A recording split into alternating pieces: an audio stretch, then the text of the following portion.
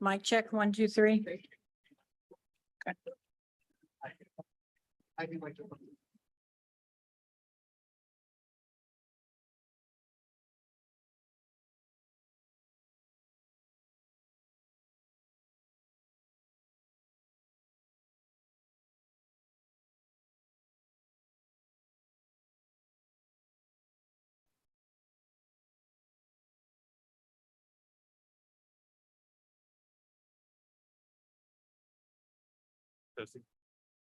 Testing 1, 2.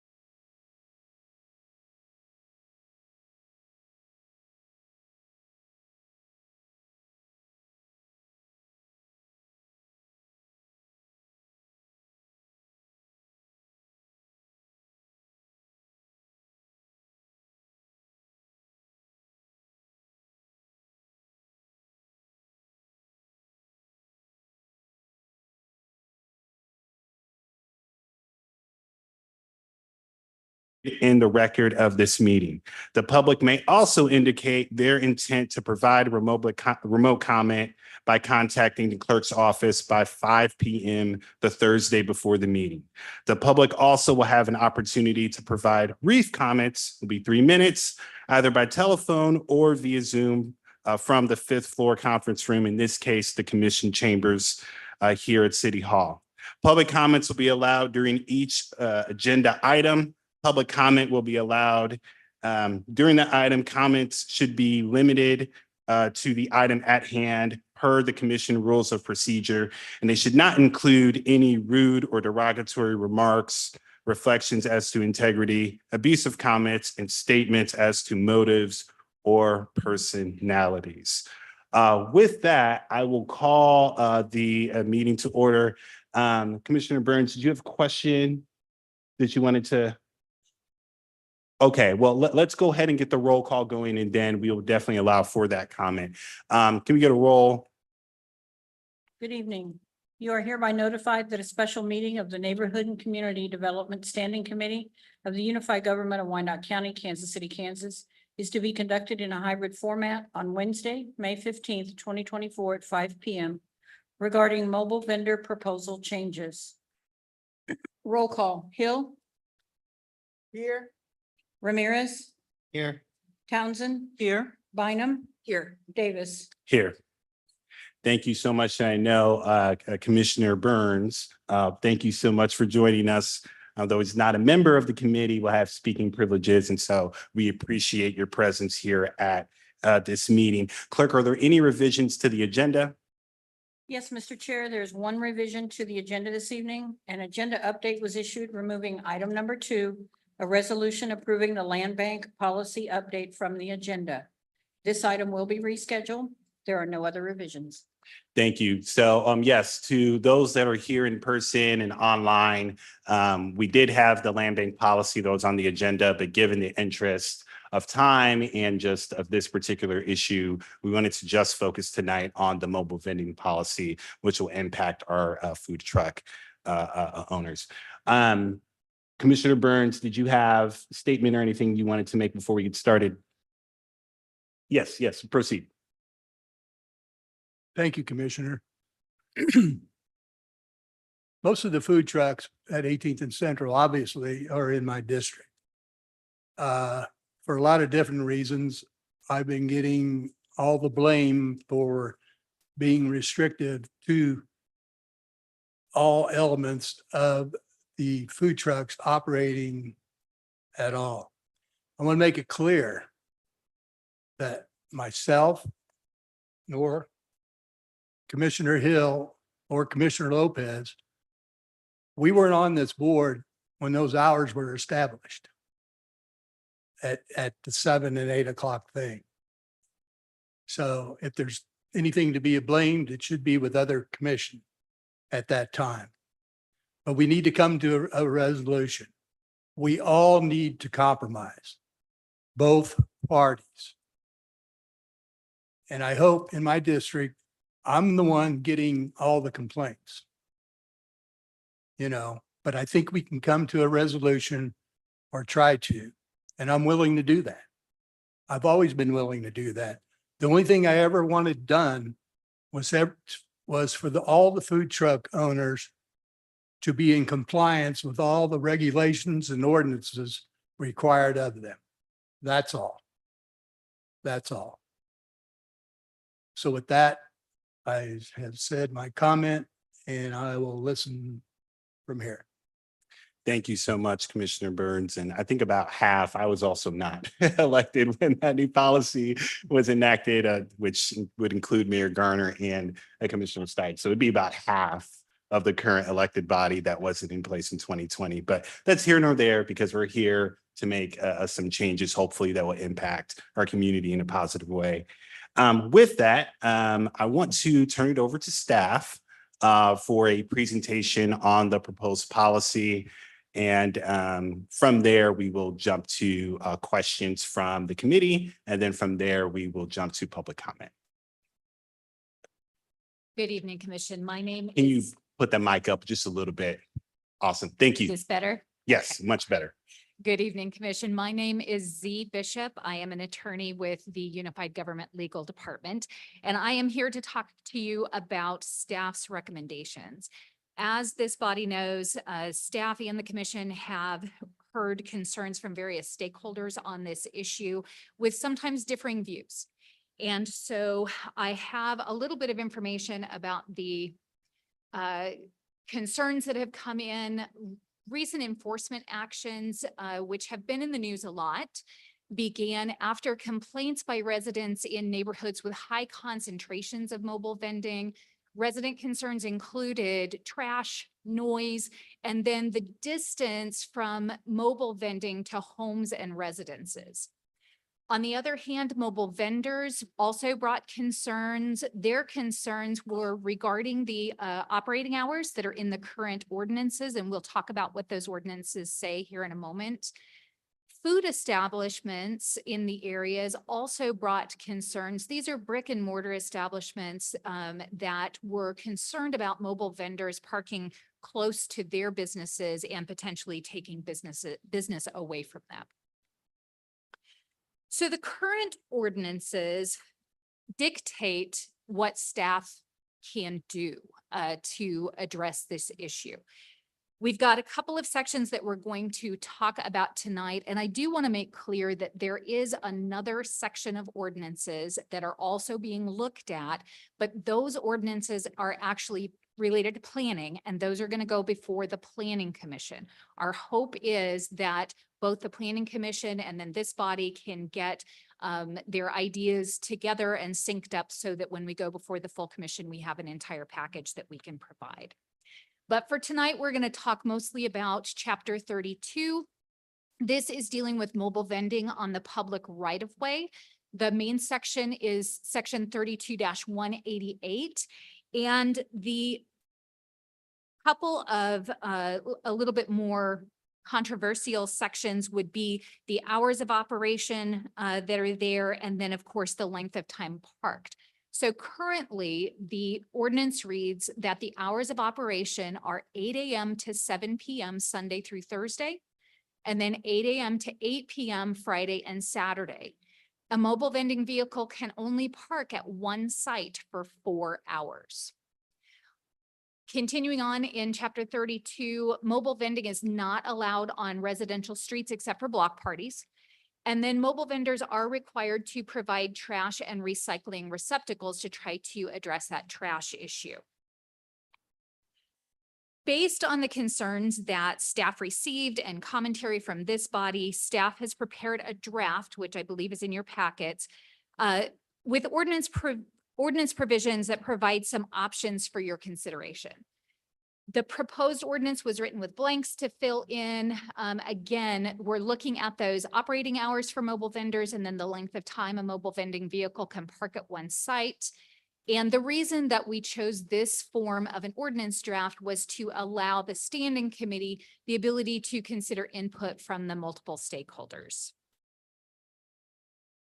The proposed updates regarding hours of operation would be in Section 32-188A3. There are several options that this body can consider. Of course, one of the considerations would be leaving the hours as they are, but then we have a number of other options here for the body to consider. These just give different closing times, including, a time that this committee determines. The length of time parked would be Section 32-188B4G. We've got 3 options here. Option 1 would be allowing the mobile vending vehicle to park at one site for 8 hours. Option 2 would provide no time limit on parking at any one site. And then option 3 would be a period of time as determined by the standing committee. One thing that we do want to stress is that no mobile vending vehicle will be allowed to be stored on the public right-of-way overnight where the mobile vending vehicle is operating. So even if, say, the committee decided that there was going to be no time limit on parking, they would still have to be in operation during that period. And if they were not in operation, I think the intent would be, and staff's recommendation would be that the mobile vendor would have to move the vehicle. Other proposed changes include Section 32-188B3. That would address some of the concerns that we heard from the brick and mortar establishments. It would state that a mobile vendor cannot operate 100 feet from the front door of a food establishment of the public right-of-way. Now, that's how the current draft reads. My understanding is that Mr. Hand from planning may have a suggestion for tweaking that language to make it a little bit easier for enforcement. Additionally, under that section, a food establishment owner could park their own mobile vending vehicle within 100 feet of their own food establishment. Section 32-188A2 requires the display. Now, this says of signage showing fire inspection and approval. I have confirmed with our business license folks who are here tonight that it's not really signage. We're not asking anybody to make a sign. This, the requirement is for 2 stickers. One is a sticker from the health department showing that they've been inspected there. One is a sticker from the fire department showing inspections. Those are very small and can be displayed on a window of the vehicle. Also, 2 documents are required to be on site. One of those is the occupation tax receipt, and the other is the business license receipt. And the recommendation from staff, we understand that those are pretty big and probably cannot be displayed, for example, in a windshield of a vehicle. But the recommendation from staff is that the food truck operators just have a folder that has their documentation in it available there on site so that if inspectors come, they can see that documentation. There are some more proposed updates in section 32-188B4H. It does specify that a mobile vending vehicle shall not park in a fire lane. I think that's common sense. 32-188B4I, mobile vending vehicles shall not park in an electrical charging station unless it is an electrical vehicle actively charging. Now, I might recommend some tweaks to that as well, just to make sure that they're not sitting there charging for 8 hours while they're vending. We want to make sure that they're actually charging and that they need to charge. Section 32-188B4J, mobile vending vehicles shall not operate electronic devices to amplify music or sound. Section 32-188B4K, mobile vending vehicles shall not operate lights or signs with a rotating beam or flashing beacon.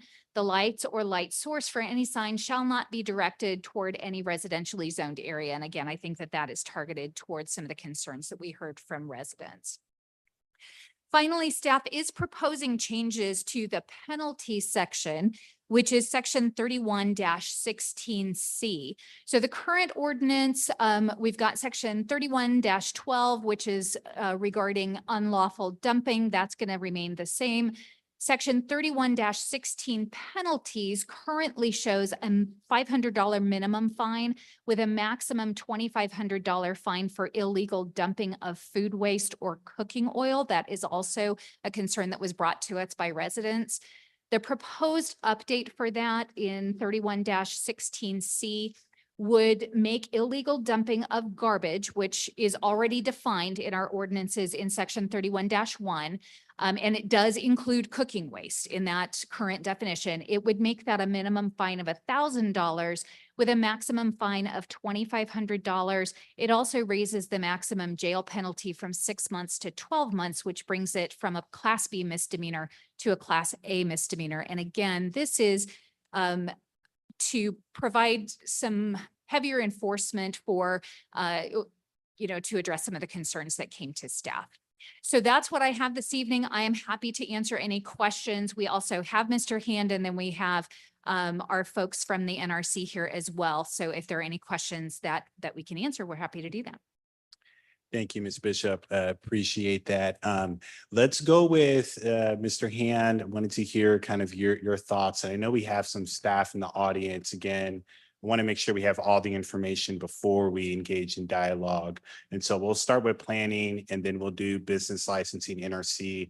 And then I do see Chief Rubin there. If you would like to say something regarding fire protection or any other law enforcement or public safety personnel, will offer that opportunity as well. Mr. Hand, did you have something? Sure, just Gunnar Hand, Director of Planning and Urban Design. 2 quick comments as noted by Ms. Bishop, and that would be when it comes to the buffering of mobile vendors from existing brick and mortar restaurants, most buffering in our code is done per parcel, not by like a feature of a building. Staff would recommend that be amended to say within 100 feet of the parcel. So that's a small potential tweak if you'll have it. Some buildings have multiple doors, don't know which one's the front door, could be subjective. It's just a lot easier because we know what the parcel is, it's definitive, and 100 feet from it is pretty good. If you recall on that, we've mentioned this in the past, but if you recall, the first time we did Streets for People ordinance, we had a requirement that you couldn't park in front of that building, that business. So, and we defined that as between the parcel lines of that business and then when we did the first amendment that summer, it somehow got removed in the shuffling of Muni code, if you will. And so this is us really just putting that one back in there and expanding it a little bit. So I just wanted to make that note. And then secondly, there's a section that describes not having flashy lights or anything of that nature. My one suggestion for a small tweak to that would be to not just say anything directed towards residential zoning for lights, but perhaps also describe how we don't want to distract traffic in the public right away either.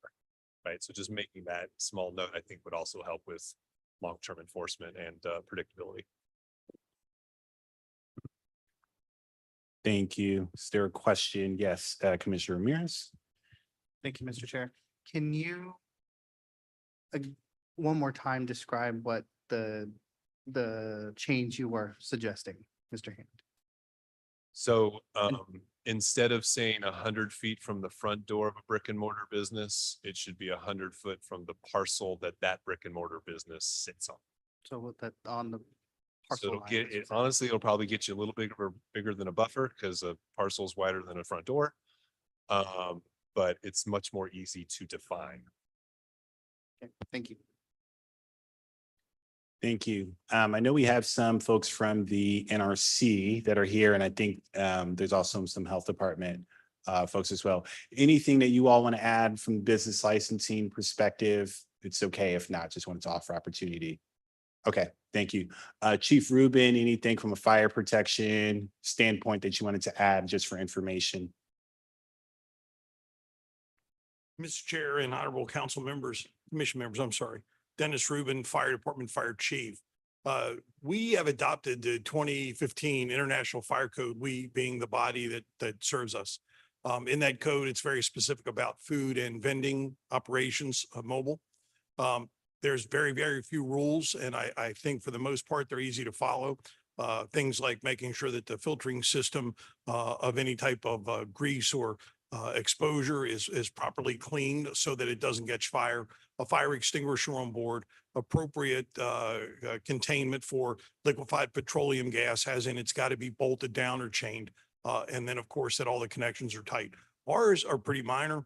And although the ability to make changes to what you're doing is pretty easy, we'd have to go back into the 2015 code if you'd like to change anything at all. And I would strongly recommend we leave that alone. It's pretty minimal. I don't think it causes a burden for anyone. And of course, most importantly, it keeps our community safe, sir.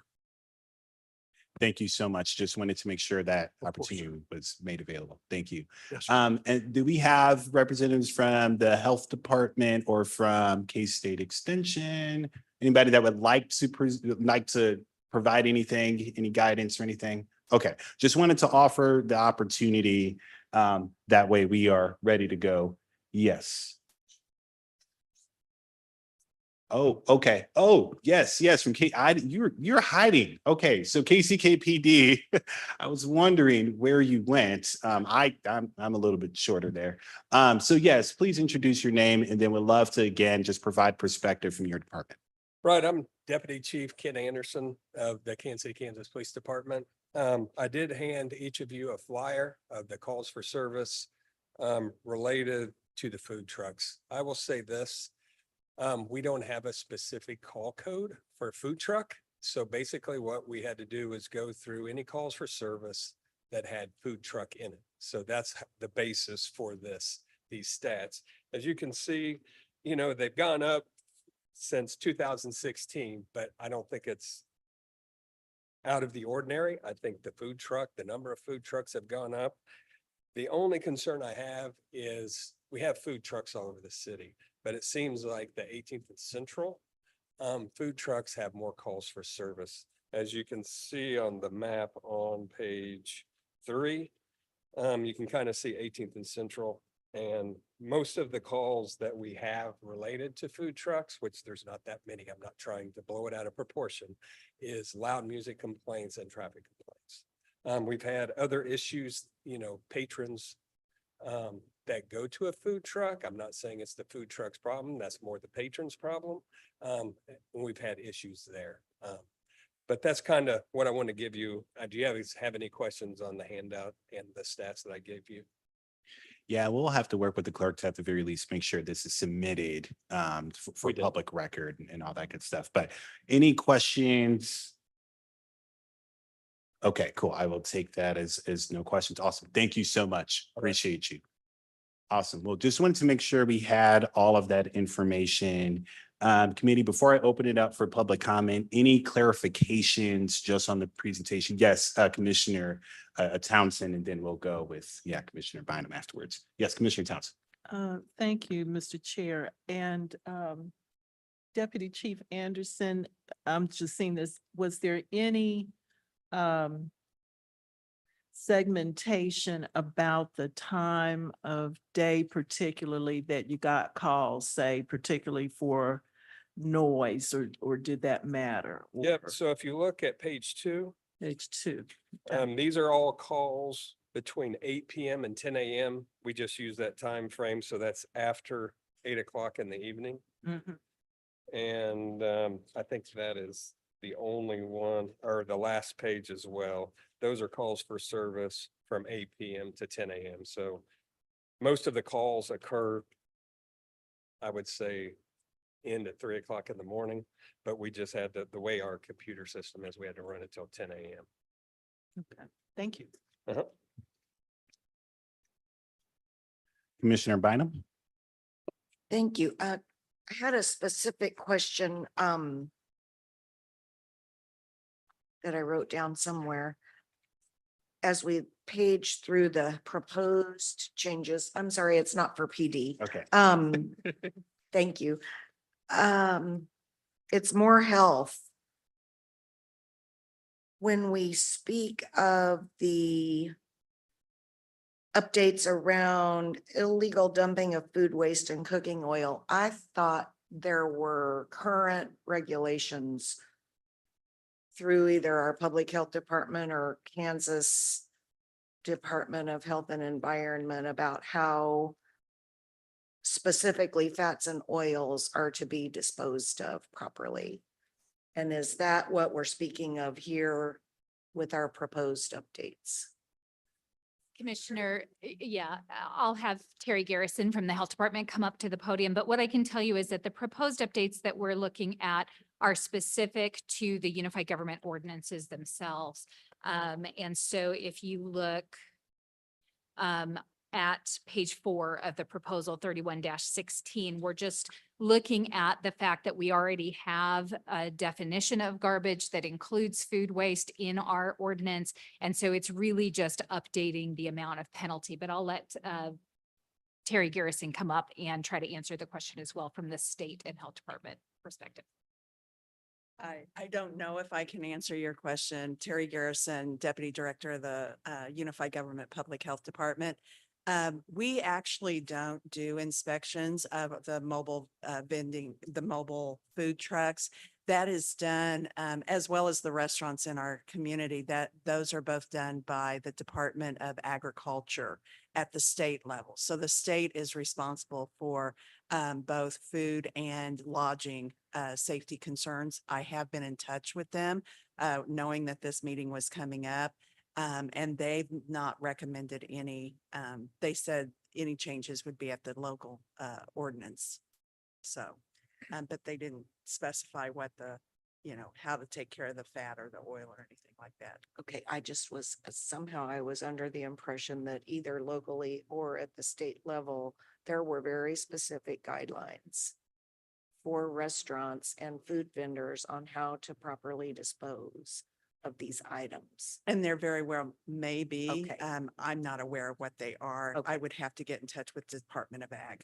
Yeah, I believe Public Works was, because if I'm not mistaken, they had done some education It was. training on Yeah. this. I don't think we have a representative for Public Works on that, but they've been doing that work for restaurants, You're right. food establishments. The only other comment I had on that section was, for me, I mean, I think it's really important that these guidelines be adhered to and that our vendors and restaurant owners, you know, follow these laws because it's important about public health. But for me, the maximum of 2,500 is, to me, seems a little excessive unless we were changing that for anyone, any establishment dealing with disposing of these items. I mean, I wouldn't be in favor of changing a maximum penalty that only applied to the mobile vendors. That would not be, I would not be able to support that. And Commissioner, this is Z Bishop with the legal department.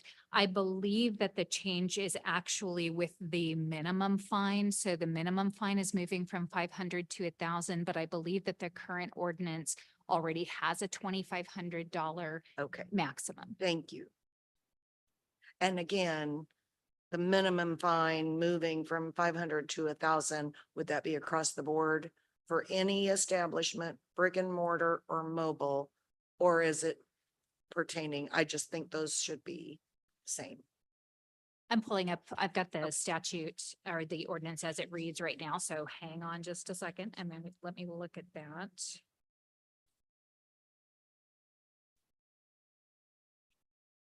So the way that the ordinance currently reads, Commissioner, and it's, again, this is 31-12.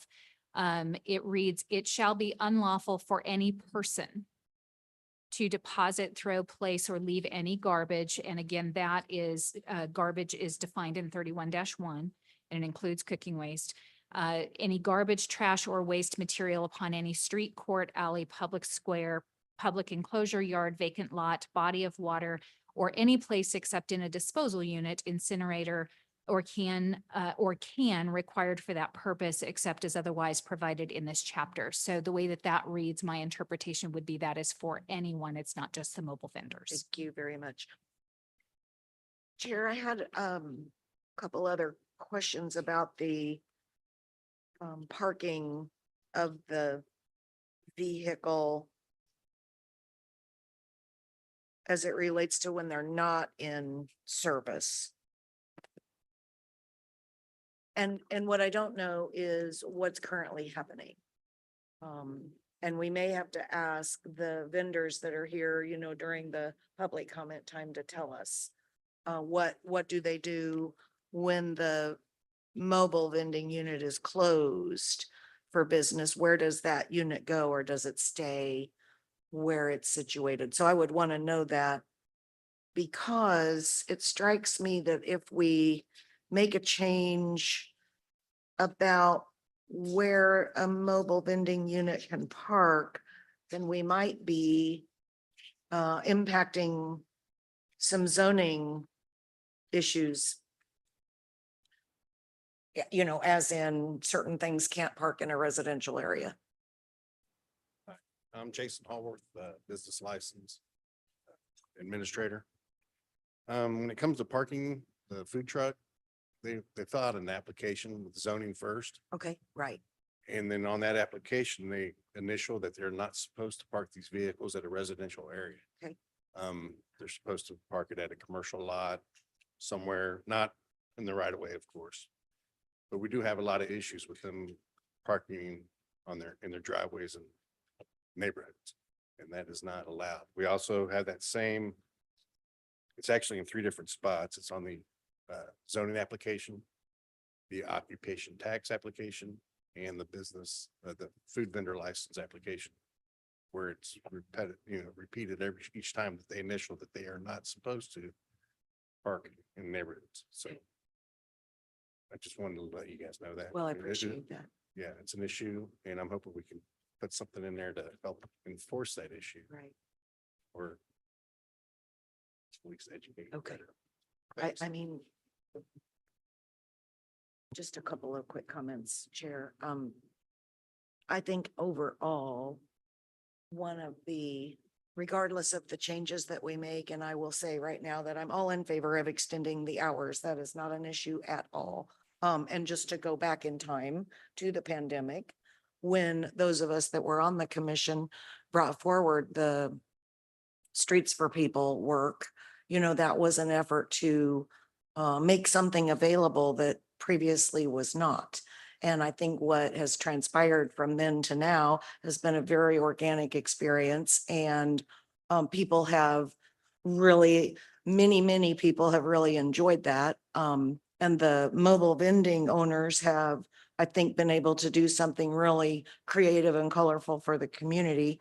And now we just need to step back and fix, what we didn't do so well, I guess I would say, with the original ordinance, because of the fact that we didn't understand what would happen as a result of us putting that in place in the first place. So just to say that, but our unified government staff in general has a 22% vacancy rate currently. And so, every department almost without fail is short on employees. And we will do something tonight specifically to extend hours. I'm confident that we will. But the issues that come up as a result of the growth in our mobile vending units does create an enforcement issue, I think, in general. And I think we have to be mindful of whatever changes we make to this ordinance, parking, where you can park, as you state. We already make sure folks understand, not in a residential neighborhood, but it's an enforcement issue. What time can you close? It's an enforcement issue. Where you dispose of your food waste, it's an enforcement issue. Trash, noise, it's all enforcement. And we just need to be very realistic with ourselves about the current staffing levels. And frankly, I'm curious, just from staff's perspective, which departments are those that are then tasked with the various enforcement components of whatever we do. So anyway, lots of comments more for later. I'll yield the floor. Thank you. Thank you, Commissioner. We do have Jeff Miles online, a committee, if you all would just indulge me very, very quickly, because you might provide some answers to your questions, particularly upon cooking oils and things of that nature. So Mr. Miles from Public Works, if you can just provide, again, it doesn't have to be a long presentation, but just a synopsis of the work that's been done thus far. Yes, with the recent changes, thank you for this opportunity as well. With the recent changes, as you guys know, we have implemented a FOG program that's part of our consent decree with all of our established restaurants. And with the changes that with the food trucks, we're going to embrace that as well. And we actually have plans for the summer to do the identical to what we do with restaurants. Currently, right now, they do not cover the food trucks, but they will, but that's no cost to the owner. It's simply to come get a permit. We inspect, we'll come out and do spot checks. And then there's a few educational seminars that they come out through the year down to WPC like restaurants do. And if they have any questions, we're there to answer. And then of course, when they dispose the grease, that would need to be done through a contractor and disposed of properly. Thank you so much, Mr. Miles. That's a very, very crucial information. Commissioner, could Yes. I just break in? Yes, So yes, again, yes. This is Z Bishop with Unified Government Legal Department. I just wanted to circle back quickly to Commissioner Bynum's question really about staffing and about where the enforcement falls. And what I can tell you is that in the discussions that I've been part of, with the NRC roundtable and other discussions, we're really looking at kind of 4 primary enforcement units within the unified government. So that would be business licensing, just to make sure that they have all of their licensing and their permits, zoning, kind of similarly, fire department, of course, for that fire inspection sticker, and then planning. Planning and zoning are the same thing. Sorry, I was writing quickly. And so one of the problems that staff has run into is that a lot of the enforcement action would need to happen after 5 o'clock, and we don't have staff here after 5 o'clock for a lot of that. So I just wanted to make sure that I brought that to your attention since you asked that question. And question for you, I thought noise was a PD issue. Noise is a PD. Okay, issue. so, Mhm. so Mhm. business licensing, zoning, fire, police. Yeah, I wrote planning instead of Okay. police. Yeah. Got it. We could Okay, also thanks. we can throw public works in there as well. Maybe not the enforcement, but at the education, I'm glad that we'll be offering that certificate in those education classes for free as well. Awesome. Thank you all committee. To the public, we will get to you all, promise. Commissioner Burns. Yes, Commissioner Burns. I have a question, Counselor. And I think Jeff answered the question about the dumping, about who's going to enforce that? And I think some of you have already answered that indirectly. And Commissioner, again, this is Z Bishop with Unified Government Legal Department. Because dumping, the illegal dumping specifically falls under 31-16, and it is made into and there's imprisonment that is part of that. That is going to be a PD enforcement, I think, at least potentially, partially. You know, there may be some education again from Public Works, but I think it's going to be PD who's going to be going out and citing people. Okay, That's the only way that we get to the jail time. okay. With the food vendors having all their licenses and everything up to date, are they able to sell other goods on that property like flowers, other type of trinkets or whatever? I think that's a lot of the problem. You walk on 18th Street, middle of 18th Street, and they're trying to sell flowers to people that are driving. And, you know, it's a hazard is what it is. And Mr. Hand says that he has an answer for that question. So, Gunnar Hand, Director of Planning and Design. So we talk about mobile vending a lot, which gets sometimes co-opted by food trucks. Mobile vending is a push cart, a trailer you pull behind your car, or a truck that has been converted into a resale space, and they can sell anything. The issue is it has to be sold from the food truck or from the truck, excuse me, or the automobile. It's when those things get placed on the ground in a private lot or in a vacant lot or on the sidewalk that's not a brick and mortar business that it's a violation. So no, you can't just show up on a corner and put out a table and say I'm a mobile vendor. Okay, it's happening regularly all the time. Happens was every there time this the Chiefs win the weekend. Super Bowl, happens every time there's a Valentine's Day. Yes. Right, Mother's Day, they were all over it, you know, and it causes a traffic hazard if nothing else. I'm not trying to keep anybody from making a dollar. I'm not at all. I just think we need some regulations and stick with it. Yeah, those types of operations are described as flea markets, if you will, and those are very defined, restricted uses, require permits. So you can't do that. And yeah, and there's the enforcement issue behind that, right? Of making sure we're able to do that. Commissioner Burns, you had anything else you wanted to add? Yes, for Gunner, that lot on 18th Street that's been recently covered with whatever that they have been on before, you know, I think you know what I'm talking about. Mhm. Okay. Is that a contaminated lot? I think we did some research. It's not an identified brownfield. That doesn't mean that there's not environmental contamination on it. And based on previous conversations I've had specifically on that question, there's two ways you can clean up an environmental. You can do environmental remediation. You can dig it all up and send it to a special landfill, or you can cap it.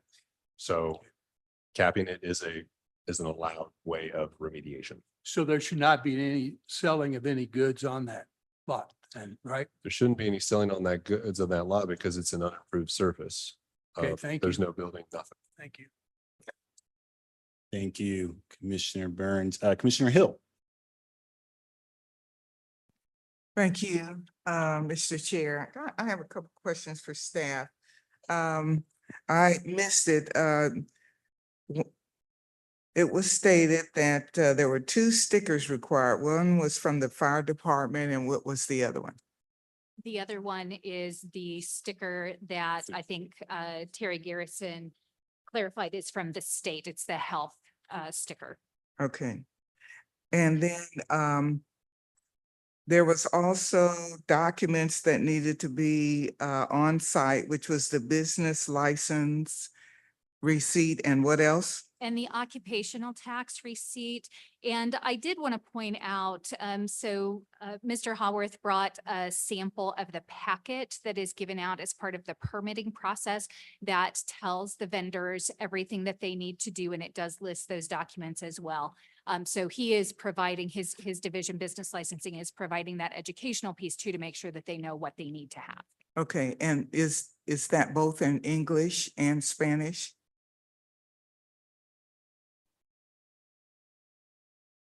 Jason Hallworth, business license. We are working on getting it in Spanish. We do have some questions for us that we've translated in Spanish. So when we do go out there, we try to make some communication. But no, we do not have that in Spanish as of right now. Okay, before you go, is there a potential time that you might have Spanish available? Uh, Not at this time? Not Okay. sooner than later. Okay, thank you.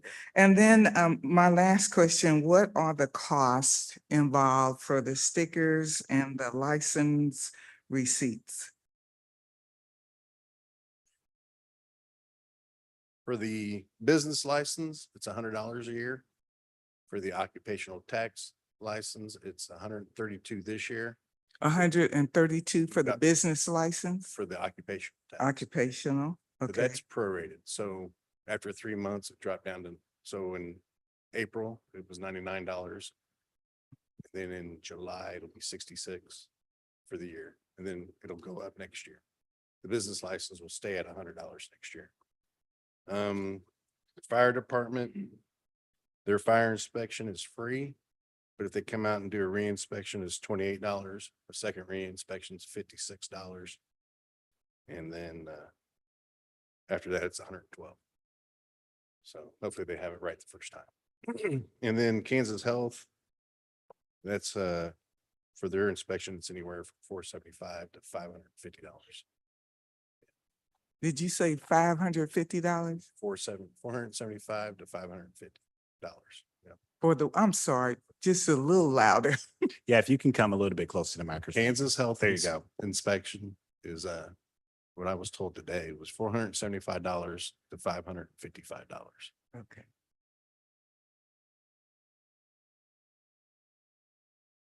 Thank you. Okay, I am going to go ahead and open up the public comment to the public. Thank you all so much for being patient. We just wanted to make sure we had as much information as possible. And so I'll ask the clerk if there were any comments received from the public. Yes, Mr. Chair, we received 34 comments. As per our discussion, I will synopsize those for you. 27 of those comments were in favor of the changes to the ordinance. 5 of those were against it. 3 of them were due to noise level. 2 of them opposed the hours until 2 in the morning. We had 1 that was in favor of the ordinance except for the time, and 1 that was blank. Okay. Thank you so much. I'll now recognize members of the public who wish to address the committee. We'll start online here. Also, clerk, are there any raised hands online for members of the public who wish to provide public comment? We do have hands raised online. Okay, awesome. So for those of you online that once provided comments, your comments should be limited to the item at hand and per the commission rules of procedure. It should not include any rude or derogatory remarks, reflections as to integrity, abusive comments, and statements as to motives and personalities. You'll be given 3 minutes to make your comments. Please state your name and just your city of residence for the record. Who do we have first, clerk?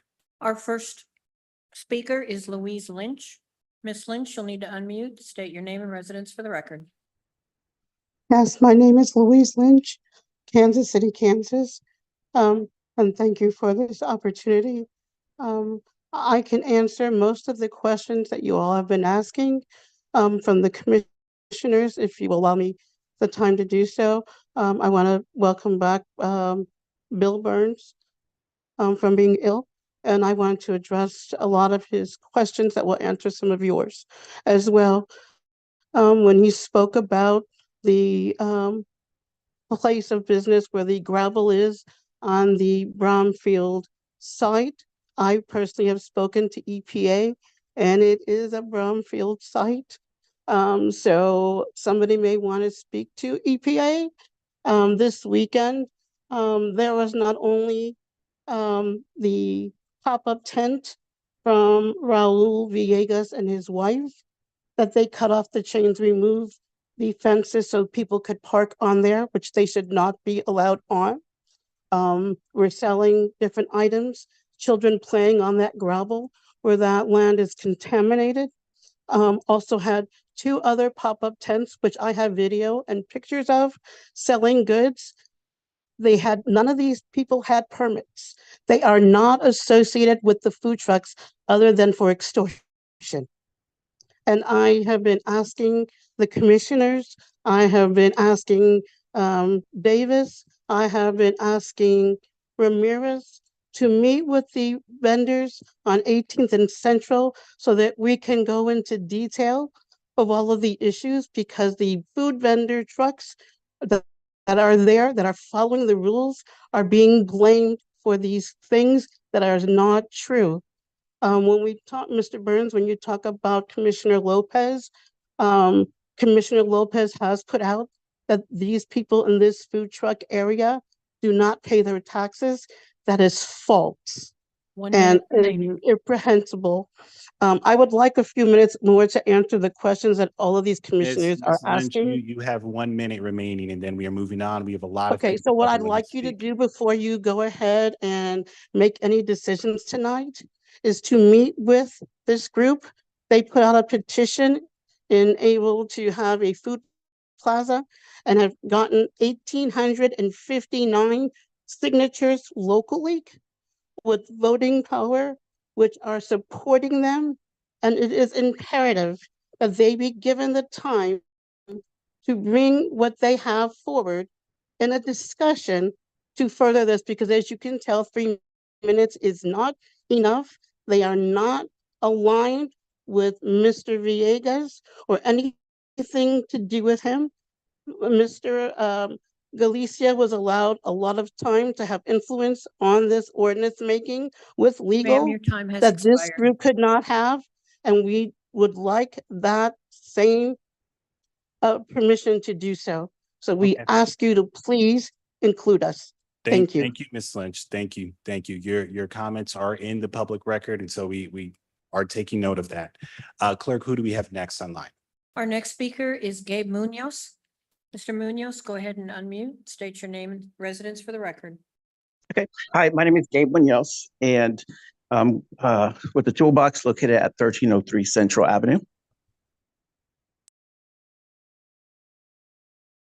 Mr. Munoz, are you there? Mr. Munoz, you need to unmute. Sorry, There you go. okay, I switched over. Okay, this is Gabe Munoz with the Toolbox Small Business Resource Center at 1303 Central Avenue.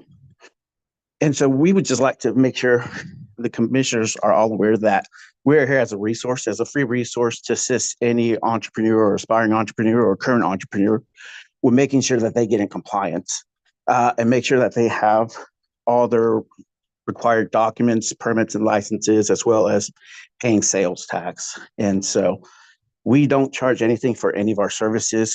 We do offer workshops throughout the year for the entrepreneurs. In addition to that, we're helping them with setting up all the inspections, making sure they're getting all the proper inspections.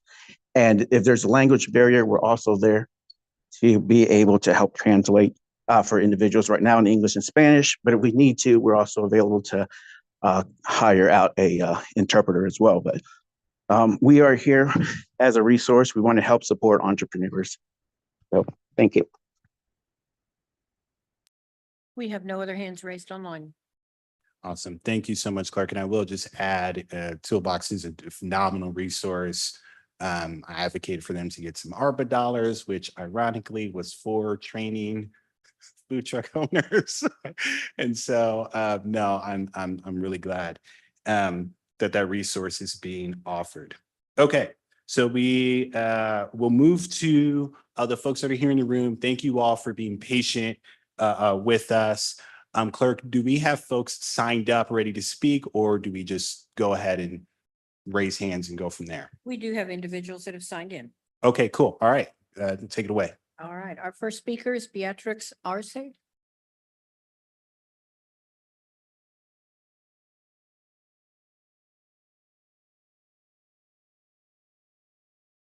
My name is Beatrice Arce, a resident here in Kansas City, Kansas. And I was walking within that corner of 18th and Central, and it is very concerning to me to what I have seen. I took pictures, which I was wanting to share with you guys. And this first one is the cutting board of the person that owns the food truck. You can see how it is kept throughout the time that he's cutting. There's slashes on his wood cutting board, which would embed the bacteria and germs in that board. And he's serving food on there. If I can have somebody share this with the commissioners, as well as the grill, around the grill, as well as the floor area that I circled. And when I was there taking the pictures, it was windy within that week that I was there. The gravel, sand was blowing up onto that food area. And do remember, people are out to sue. They're not going to sue the trucks, they're going to sue the city if people get sick. And also with flavored drinks, how do we know that they're not tap water? They need to be sterile as well to be serving people and to keeping those jars clean. Do check those pictures out to see how these trucks are kept. You would tend to think that somebody that's serving food would know better. Thank you. Thank you, ma'am. Who do we have next, Clerk? Our next speaker is Leonardo Nolavasquez.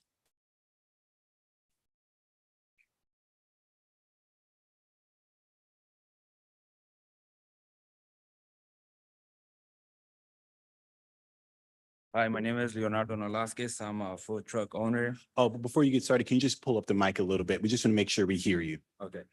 My name is Leonardo Nolasquez. I'm a food truck owner. I want to talk about food trucks provide a unique, it's just not just provide a unique gastronomy. It also provides significant economic engagement, support local economic, create jobs, provide opportunities for small businesses by fostering community, collaborating with local government and partnership. Food trucks collaborate further to individuals and benefit everybody. Like another thing I was gonna say that you guys forgot about it, it's for the stuff that you need to have a food truck is the food handlerless cart. That's what I was gonna tell you guys. And food trucks are good. I don't know why you guys don't like it.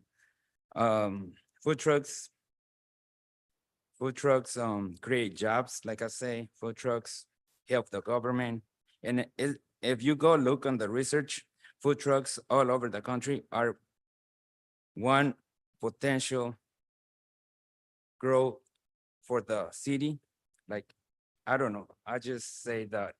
And what you guys were asking about where they cook, they got a commissary, and where they park the trucks, they park it on we got a lot for us, like it's on Missouri side, because we got taco trucks in there too. And we got the restaurant down there, is where they cook the food in before they put it in the taco truck, they cook it there, and that's health inspection every year, every 6 months, and we even win the cleanest restaurant of the year. Like if you got Was that, I just wanted to make sure you got your 3 minutes. Okay. Yeah. Yes, was- if you don't mind staying there, there's a question that Commissioner Bynum has for you to answer. Yeah, Thank Commissioner you. Bynum. Thank you very much. Did you explain just now where the trucks go when they're closed? No, I'm just, Oh, okay. yeah, but I'm just telling you guys, our trucks, like the ones we have, we park in, like we got 12 taco trucks. Okay. This on my uncle side, right? So those 12 taco trucks, my dad and my uncle, so we park it on a private parking lot that it's on the Missouri side that we own. Oh, And our commissary, like, is where the health inspector goes and check for the food, and all of the food that we serve comes from that commissary. That thank is a you restaurant. very much. That's very helpful. Thank you. Thank you. Thank you. Appreciate that clarification. Clerk? Our next speaker is Sarah Lynch.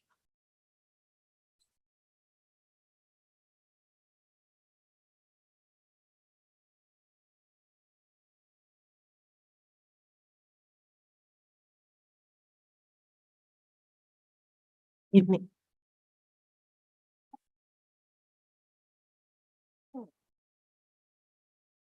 Good evening, Commission. Sarah Lynch, Wyandotte resident. Please bear with me if my voice fades in and out. We suffered a bout of sickness at home. That's actually put Louise in a hospital bed, which is where she's calling from tonight. In regards to the food truck issues at hand, first, I do want to say, I did see the photos that you all were just shown. That is one food truck that I do recognize, and their cooking situation is specific. That is certainly not all of the food trucks. Most of those food trucks, when you walk into them, are the cleanest kitchens that you have seen. I mean, their chrome shines, and they make sure that they take their cleaning precautions. If you're going to compare health concerns, I would also say that restaurants that have 8 health violations, including uncooked meat and spoiled meat, shouldn't have a say in what these food trucks do with their livelihoods and how they serve our communities. But that's just me. And I did notice from the matters that was brought up for ordinances today, that there was a proposal that was missing from those, that I should have been distributed about the food truck plaza that we're currently trying to encourage you guys to enact the premier food truck plazas on 18th and Central. As was previously mentioned, we do have a petition that is gaining support close to the thousands mark. And I believe that that sort of support is something that cannot easily be ignored when a majority of those signatures are from Kansas and Waco residents. This is clearly a niche need that needs to be served. And I believe that in conjunction with working with zoning and planning, you guys might be able to figure out a way to make that work for both the food trucks to not be minute remaining. displaced or extorted, and as well as for the community as a whole to be served. In regards to the music ordinance, well, the sound ordinance, I would encourage you guys to maybe not look at banning music altogether, but keeping a certain decibel level. Because decibel levels it's not just music, but it's also all the other things that come along with that. Road noise, being next to a street can be noisy itself. But if you keep it at a decibel level, people can keep their respective spaces under a certain level, and you can still share the culture that you're trying to convey and that you're trying to give out. And in that way, you keep the festivity while saving ears. 120 decibels may be too much, but 70 may be just right. It's a basket. It's an estimation game. Your time But has expired. thank you for your time. Thank you, Ms. Lynch. Who else do we have? Our, Clerk? our next speaker is Francisco Valencia.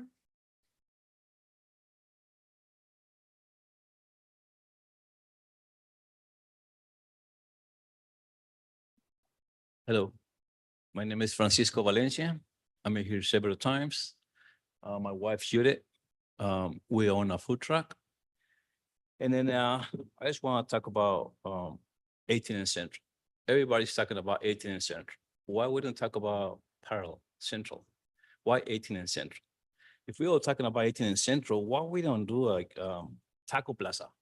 We won't use that park. It's been vacant for over 2 years. I've been working in that corner since this May 6th. It's been a year. There's only food trucks there's been since before I there. There was Hernandez across the street, and there was the Casa the hot dog. There's the only one there. I show up in May the 2023, and there was nobody around. There's only all three. So a person who owns the property in the corner, they start bringing people in, they start charging us the money. He got 4 trucks in the parking lot. One day, everybody was in the street. Everybody come out to the street, right exactly where we park. Why? I don't know. I don't know. Why? So why wouldn't do like in other cities? Okay, food trucks. Hold on, I'm trying to read here. I got everything wrote down.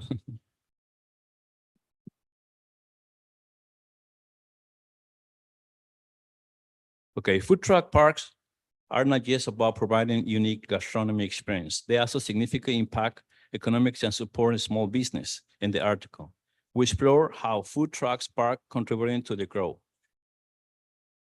For example, Portland Mercado in Oregon. It's insane. Future is solar powered trucks. I want to do that.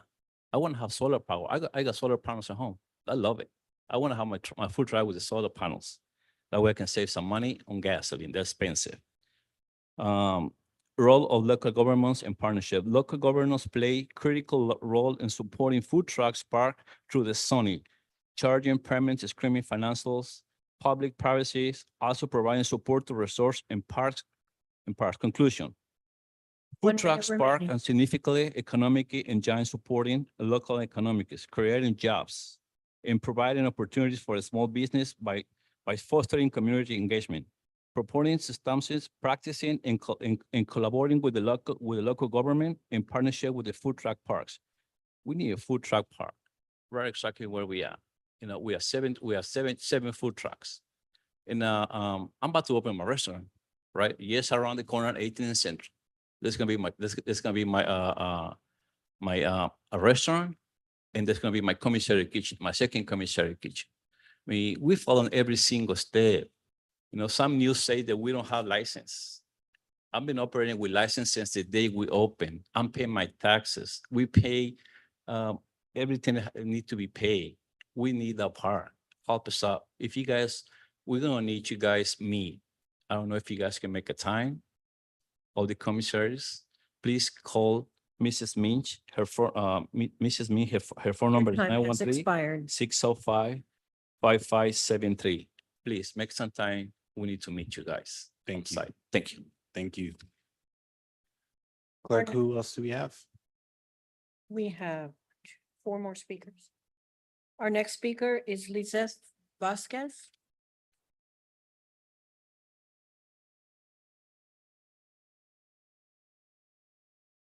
Do we have Lizeth Vasquez in the room? No? The next speaker would be Julio Aravencibia.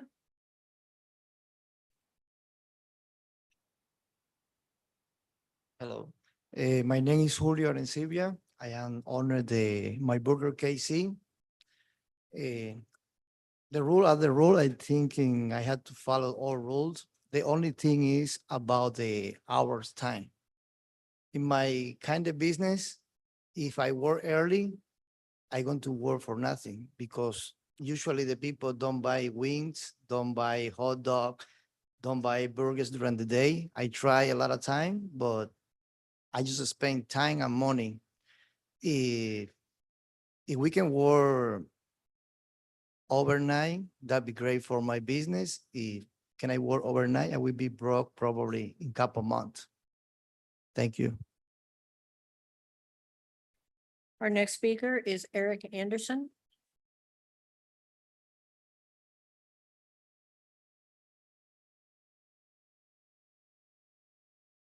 Hello, my name is Eric Anderson. I've been here a few times before. I live here in Wyandotte County, right off of 14th Street. I am a small business owner and I'm a huge advocate for the food truck owners, and I also love eating their food.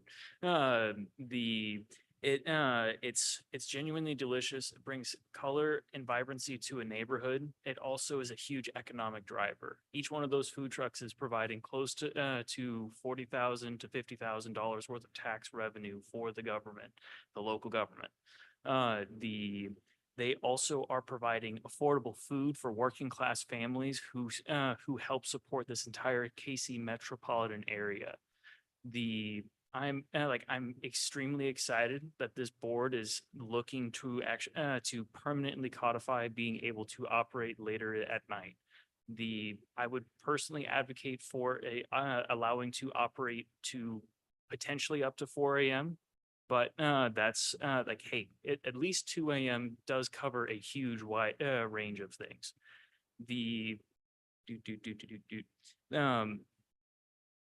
Mental waiting music.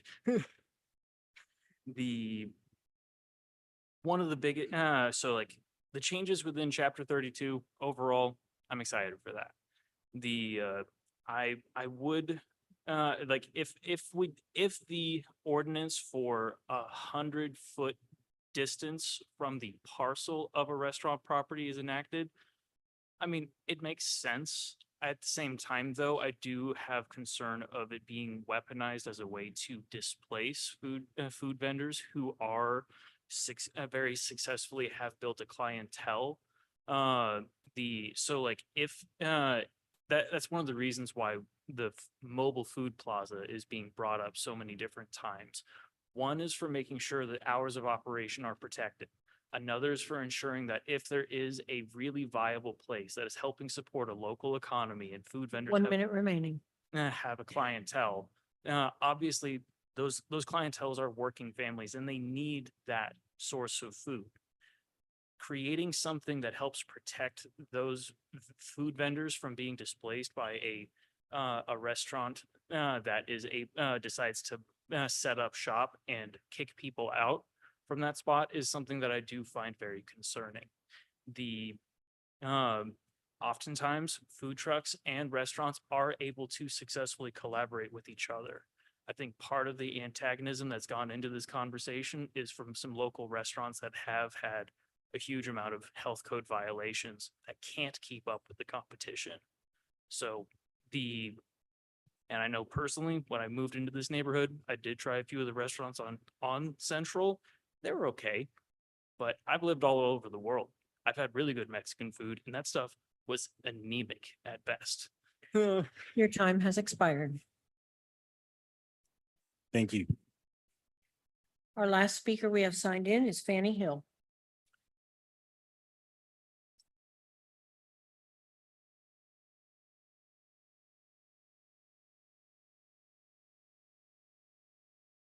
Good evening, Commissioners. My name is Fanny Hill. I'm a resident of Wyandotte County. And I think the idea Louise had for a food plaza, we can make it work. I like what Commissioner Burns said about compromising. I've talked to some of them standing out there about finding land, a location where they wouldn't be disturbing in neighborhoods. And we consider giving them that land.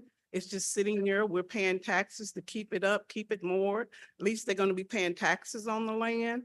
And after hours, the music, the party could end at a certain time and they continue to sell. You know, when I used to be in the world, I party all night and then leave, go to a house party and be making it home at 5 a.m. So what you do is you just tell them, hey, the party is over at a certain hour. You can't party till 5 a.m. The music goes.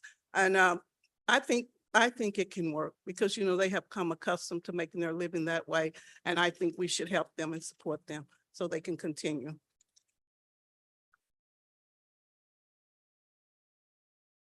Mr. Chair, we have no other speakers that have signed in. Awesome. Is there anybody else in the gallery that didn't sign up to speak, but you would still like to speak?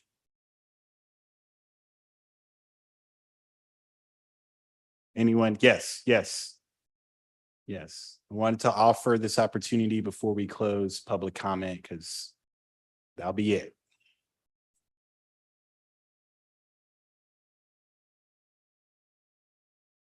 Yes, ma'am. Buenas tardes, mi nombre es Irma Morataya y mi troca se llama Antojitos Morataya. Yo vengo a pedirles, o no sé cómo a todos, porque pues lo que estamos viviendo en la 18 con la food truck es como mucha falta por las horas, de que a las horas ocupamos más horas para poder saldar nuestras cuentas.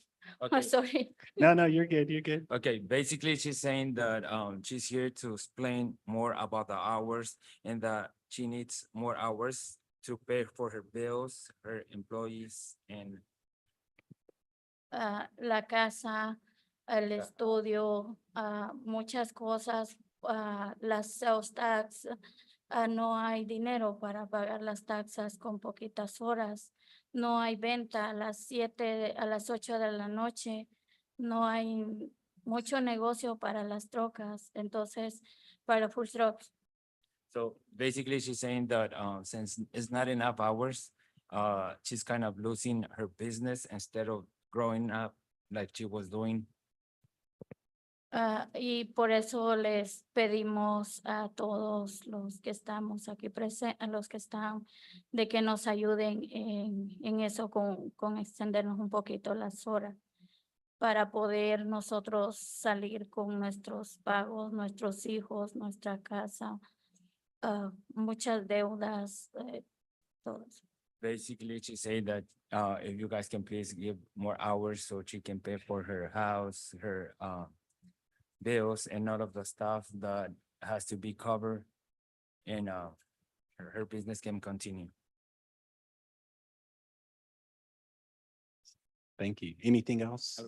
Can you give me her name again, please? No más. Thank you That's por, it. thank you por escuchar. Thank you. Can you give me her name again? Oh, yes, please? her name. Irma Morataya, Antojitos Morataya. Irma Morataya, Antojitos Morataya Taco Truck. Thank you so much. Thank you. And I'll also just, thank you all so much.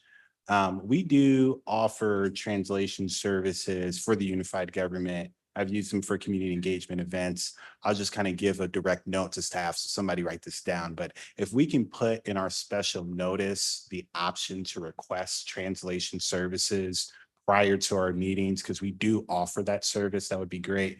For the public, you would have to let us know beforehand if you would like for those services to be offered, but we do offer them. We just want to make folks aware. Clerk, oh, well, you've done your job. Is there anybody else in the room that would, yes, ma'am, yeah. Want to make sure that everybody gets a chance to speak.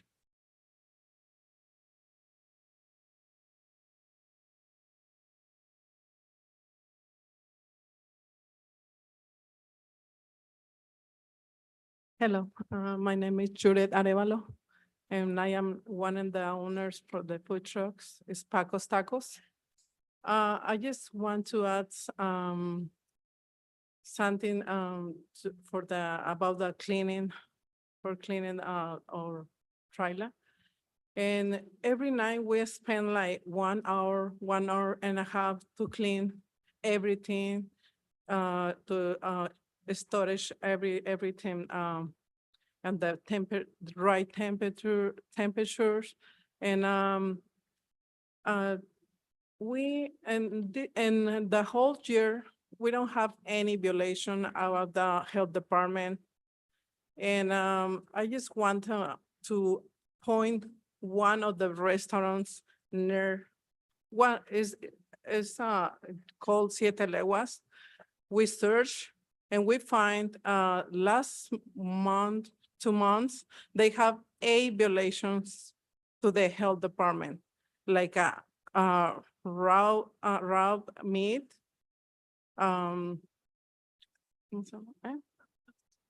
yeah, anti-sanitary code board, and chicken aspire. So we not have any violation. All the trucks for 1 year we park there. So we paid to somebody to clean our trailer every 2 weeks. They take out of the trailer, they wash, they put the grease and everything, and they clean very, very clean, and we put back. So this is a clean trailer we operate. So that's all. I just want to. I just want to add about. the Thank you. cleaning. And then I just want to add something real quick. I know somebody showed some pictures, but the pictures are, the chicken is in the middle of cooking. They're not storing raw. So that person probably need to know how to handle food. Sure. That the cutting board is being used. There's not something being washed and saved. That cutting board is being used in using at that time. Thank you. So that chicken is in the middle of cooking. It's not storage raw. Just to her to understand how that works. Yeah. I'm a food handler. I know how to handle food. Thank you, sir. Thank you very Thank much. you. Yes, yes, yes. You got your 3 minutes, so I was being generous. Anyone, any other, no, sir, you already had yours. Anyone else that has not spoken would like to speak? Okay, I'm going to go ahead and close the public comment. Thank you so much, clerk, for your assistance there. Committee, we have a lot of information. There's been a lot from staff and from the community that has provided very, very valuable input. Wanted to open it up for discussion now that we are at this point. Yes, Commissioner Ramirez. Thank you, Mr. Chair. Just one thing at the moment. I'm sure I'll have more comments and discussion at soon. There was a member of the community who mentioned about the noise level and using decibels as a use. I did speak with one of our attorneys who used to be the attorney at one of our legal department, used to be over in the police department. And she said that there, at the time, there was a discussion about using decibel readers in general for events, concerts, what have you, to enforce the noise ordinance, just in general. But she said they believe they went through majority of the time when they responded to a call, the music was already down. And so they didn't believe it would be fiscally responsible to order such a large batch of decibel readers that would never be used. Because once a party hears the whiff of PD coming, they will turn the music down. So there's no use for us using and spending money for an object that may not never be used. So that's why because I mentioned that to her, to the attorney, and she gave that explanation, and I didn't think of that until she brought up that situation.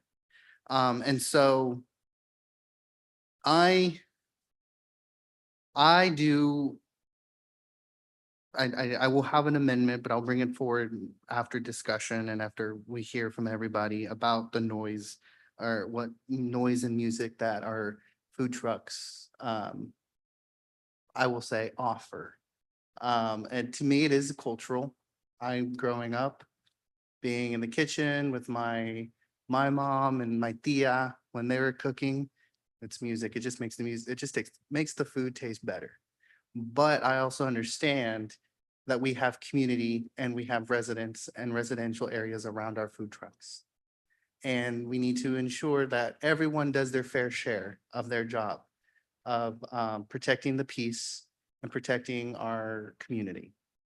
And so I just wanted to make that statement about the music. It's cultural. You can't do, again, food tastes a whole lot better when you're listening to that music. And so I want to thank you, and we will have discussions, and I hope that, again, as Commissioner Burns said, we can all come to a compromise that we can all work with. Now, can we say this is the final, this is rubber stamp, we can never change it? No. We can come back in a year and review and see if any other changes need to be made. Just like anything we do here, we can do that. It's simple. We have that authority, we have that ability to do that. So I don't want the community and the mobile food vendor operators to think that whatever decisions we make tonight is set in stone. If over a year we see that it's not working, all right, let's go back to the drawing table and come up with another compromise. So I'm looking forward to having a discussion with my fellow commissioners and committee members and seeing where we can come with up that compromise. Thank you. Thank you, Commissioner. Other committee members, other questions or? Commissioner Bynum? Thank you. I was trying to make sure others had opportunities to speak and make comments. But I wrote some notes while we were listening to public comment. And just a couple other things that I had wanted to ask staff. And I don't know the answer to this, and I don't know which staff person can help. But is there a scenario where the mobile vending unit owners are required to provide a rendition of the personal items, the personal property that's within the trucks? In other words, is that a taxable item? The cooking equipment. The reason I'm asking is because I know they're paying the permits and the fees and they're licensing the vehicles and paying that motor vehicle tax. But there's also the question of the contents inside. And that's what I'm asking about.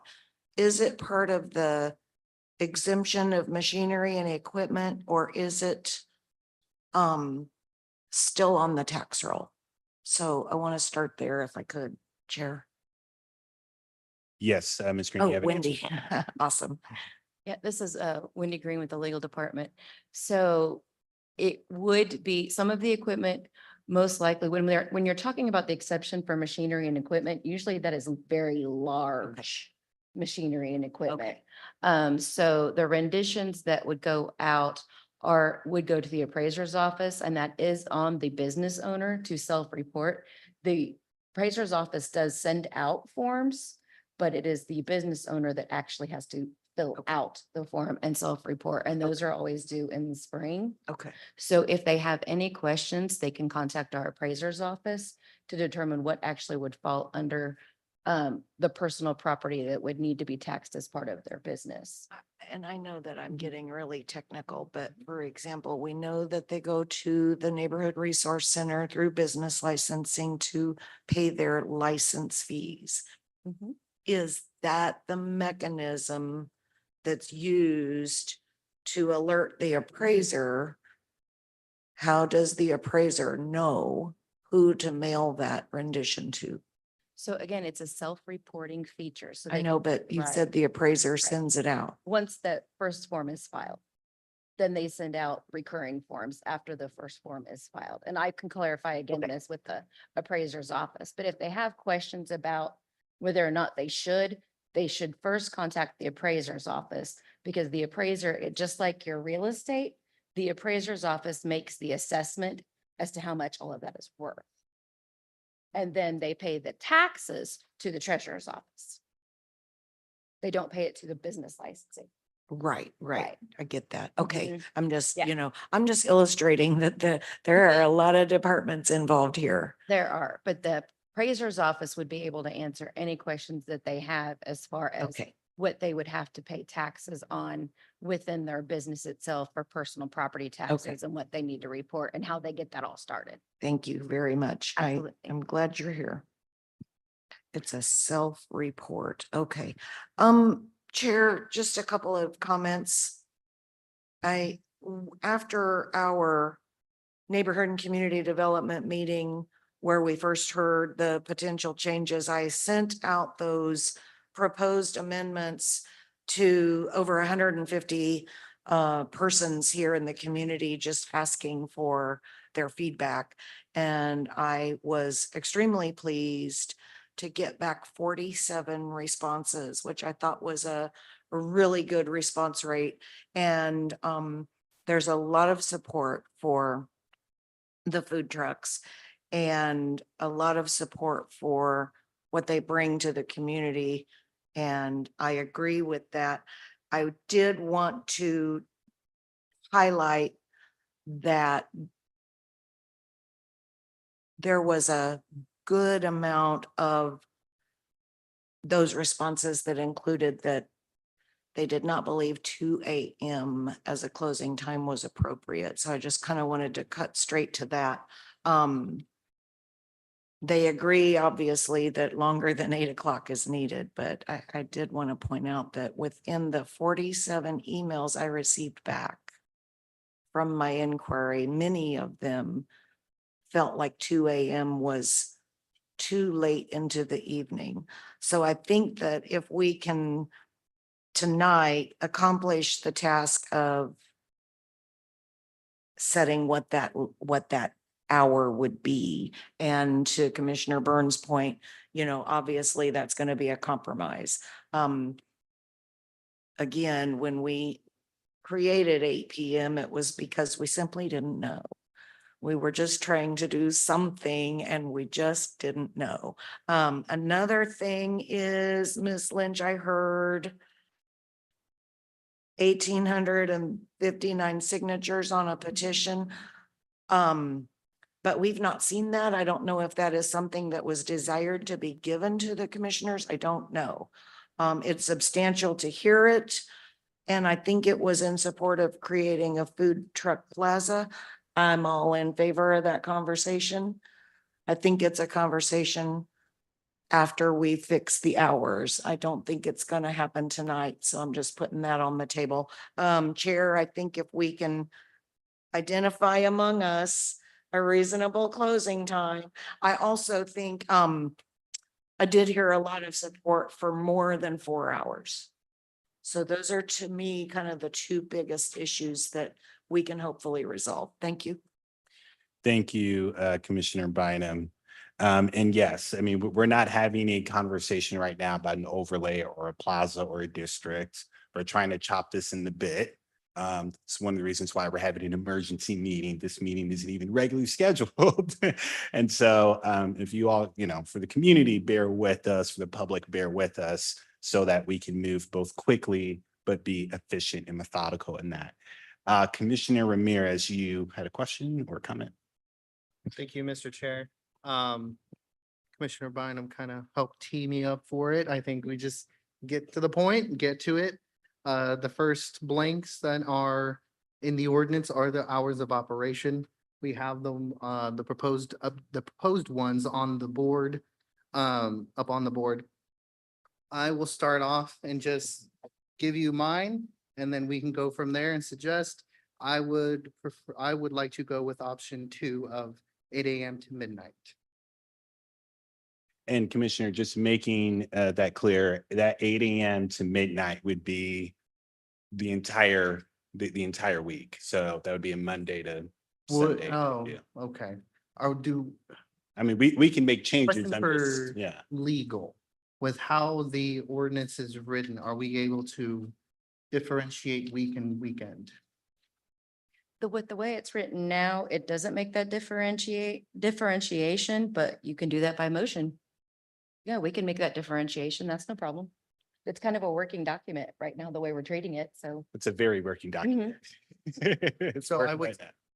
for Friday, Saturday, the weekend, I would propose the 8 a.m. to midnight. And then for the week, I will not, I need to think on that one for a moment. But for the weekend, the 8 a.m. to midnight for Friday, Saturday. I believe I had discussion with one community member who believed that on the week, 8 a.m. to 10 for the week would be a good compromise. 10 PM. 10 p.m., yes, would be a good compromise. So I will open that with my thoughts and then what other committee members think.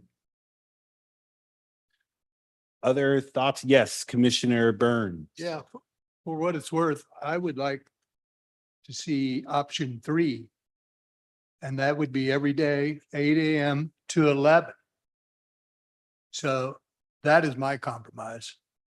And I think we're giving 4 or 5 more hours every day, but not after midnight and whatever. And I think what we need to keep in mind about the hours are the citizens and the neighborhoods that are putting up with the noise and everything else associated with it. At some point, they need to be recognized. They're the ones that put us here. And for us not to listen to them, but listen to everybody that wants to go to 2 AM, I think is just ridiculous, and I don't think it's fair. And I think I've compromised enough going up on option 3. And I think that's my recommendation. Okay. Thank you, Commissioner. Other committee members? Commissioner Townsend. Thank you, Mr. Chair. Thank you to all of the citizens who came, whatever your viewpoint was tonight. I'll keep it short. With regard to the hours, I think the compromise of, I was looking at midnight, but in deference to neighbors who have already been there, keep in mind that the food truck thing is a new thing. I think it adds to our community. And as it's already been said, we are not going to come up with a space for a food truck park tonight. That's not happening. Would I welcome further conversation about that? Yes, because I think it would take care of a lot of the decisions that we're having to grapple with now in terms of time and location, proximity to other brick and mortar. I was here during the time when we tried to come up with and did come up with ordinances during COVID to help brick and mortar businesses survive, primarily the restaurants, to go outside. So we did not have food trucks to consider at the time. So that's where these hours came from. I think they've been extrapolated from that. But we want to respect, I think we should respect our brick and mortar. I had asked, and thank you to our logistics team. I'm a visual person. It helps me to understand. Well, maybe I'll say that for the distances. I'll come back to that. But for the hours, I think that would be a reasonable compromise for every night. Giving deference to the needs of the food truck and also to residences already established that the food trucks came to. You have to keep that in mind as well. Commissioner Townsend, just to get clarity, when you say every day, are you saying that 8 AM to 11 PM, the proposal that Commissioner Burns I think made, just 8 AM not to 11 clear. PM? That was your proposal. Okay, so that, okay. I'm just kind of tallying this. Okay, Commissioner Hill. Oh, I'm so sorry. Yes, did you have one more? One more thing. I want to thank Commissioner Bynum and Commissioner Ramirez. Yes. For their reach out to the community to get a taste of other comments. And a lot of those people weren't able to come tonight. And I read through them. And they're mirroring kind of the same thing that we're saying here. We know whatever decisions we make here tonight are not final for the bigger issue of food trucks and where we could go and expand. But this will get people up and running and we can move forward. It can give neighbors who had concerns some immediate relief. So I see that as a benefit for everybody involved. Thank you. Thank you, Commissioner Townsend. Commissioner Hill? Thank you. I too certainly appreciate what Commissioner Bynum and Commissioner Ramirez has the survey that went out, and for those that are here tonight that spoke either way for this. I am just gonna cut to the chase. I am willing to do the 8 a.m. to 10 p.m. Monday through Thursday, and then Friday and Saturday, 8 a.m. to 12 midnight.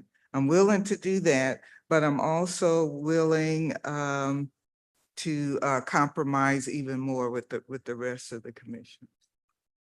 Okay?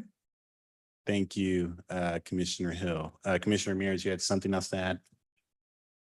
Yes. I would be willing to compromise to Commissioner Burns of option 3 and it would be every day, Monday through Sunday, 8 a.m. to 11 p.m. I would be open to compromise with that one. Again, like I said, this isn't going to be set in stone. In a year, we can review if need be. And so I would go with I would support option 3. Okay. Guess at least you, Commissioner Bynum, than me. Commissioner Bynum, do you have any? Thank you. I'm willing to accept that.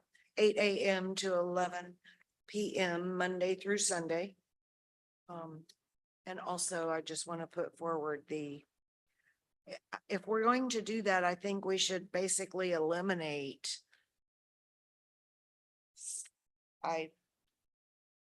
section 1, 4G. Mobile vending vehicles may not park in any one site for no more than. I think we should just strike that.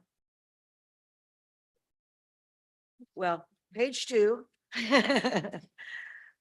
Midway down the page, item G.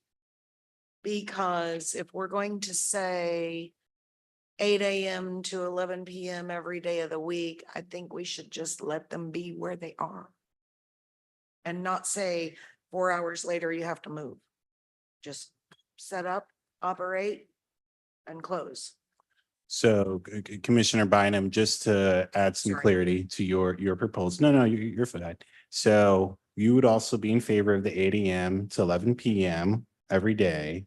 But when it comes to the amount of hours a mobile vendor can stay, we would basically say there's no hour restriction for how long you can operate that business. That's what I'm saying. Okay. But Chair, if you think it's better that we take the items, singularly, then I would make a motion for hours of operation. Mobile vendor vehicles or prepared food vending vehicles may operate from 8 a.m. to 11 p.m. Monday through Sunday. Second.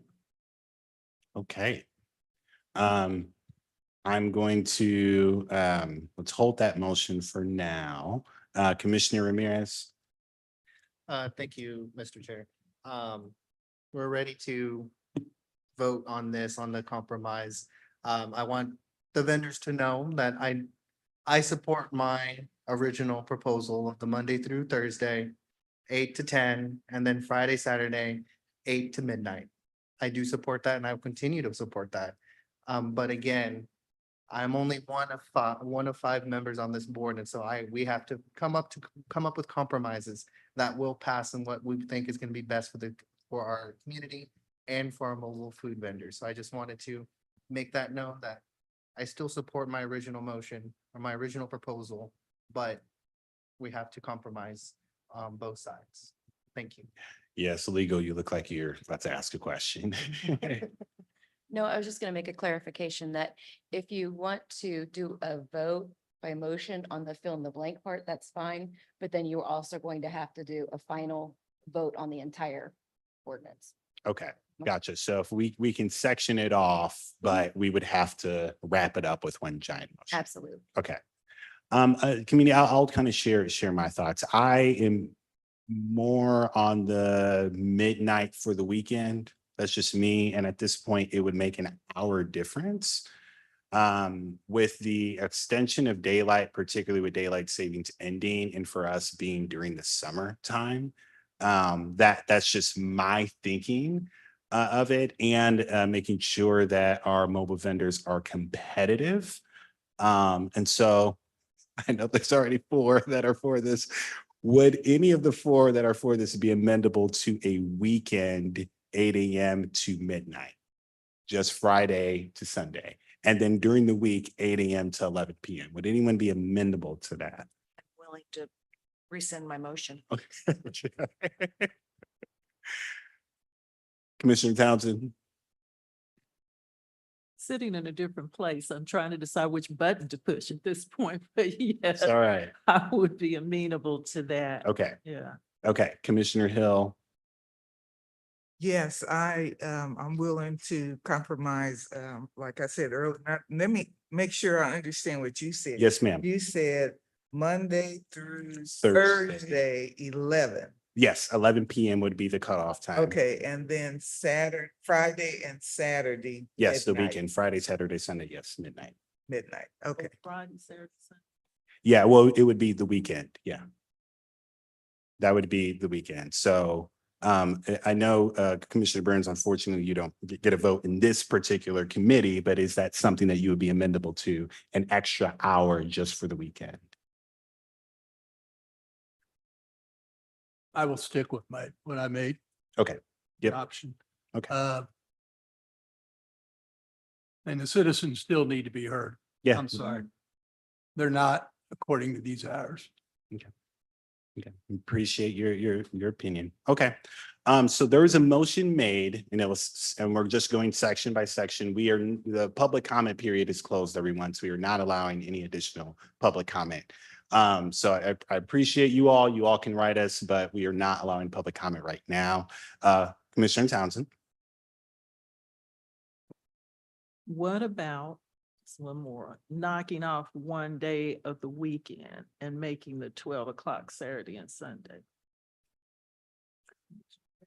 Oh, wait, so you're saying so for the weekend, you would define it as Well, the week, Monday through Friday would be 11 p.m. And then Saturday.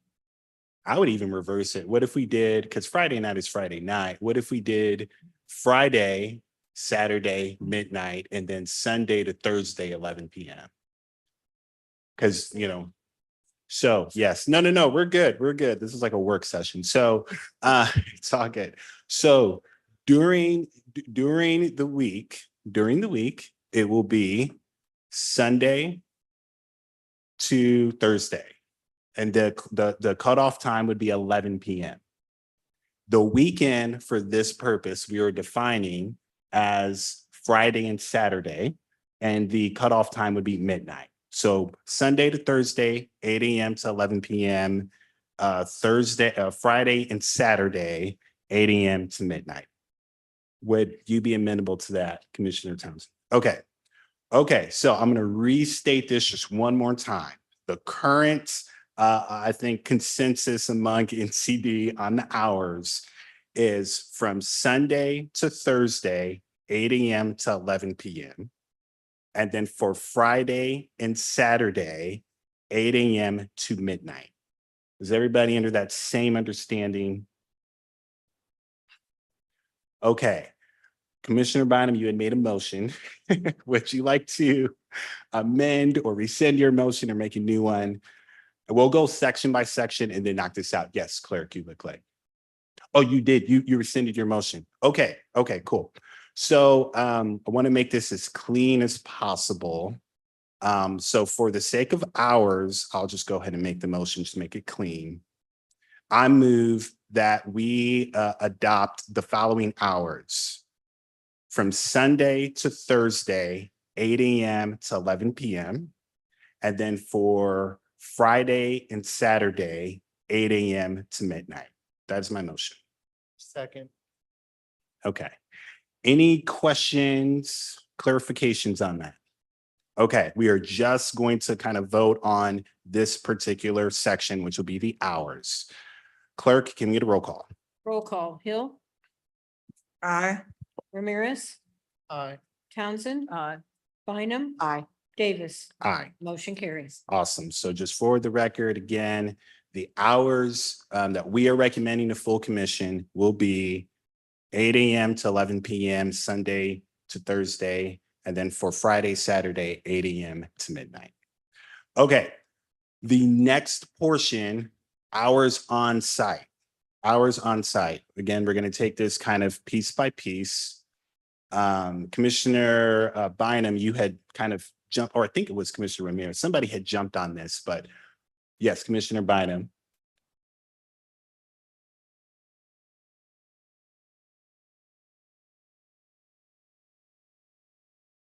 The only change I would make within item 4, excuse me.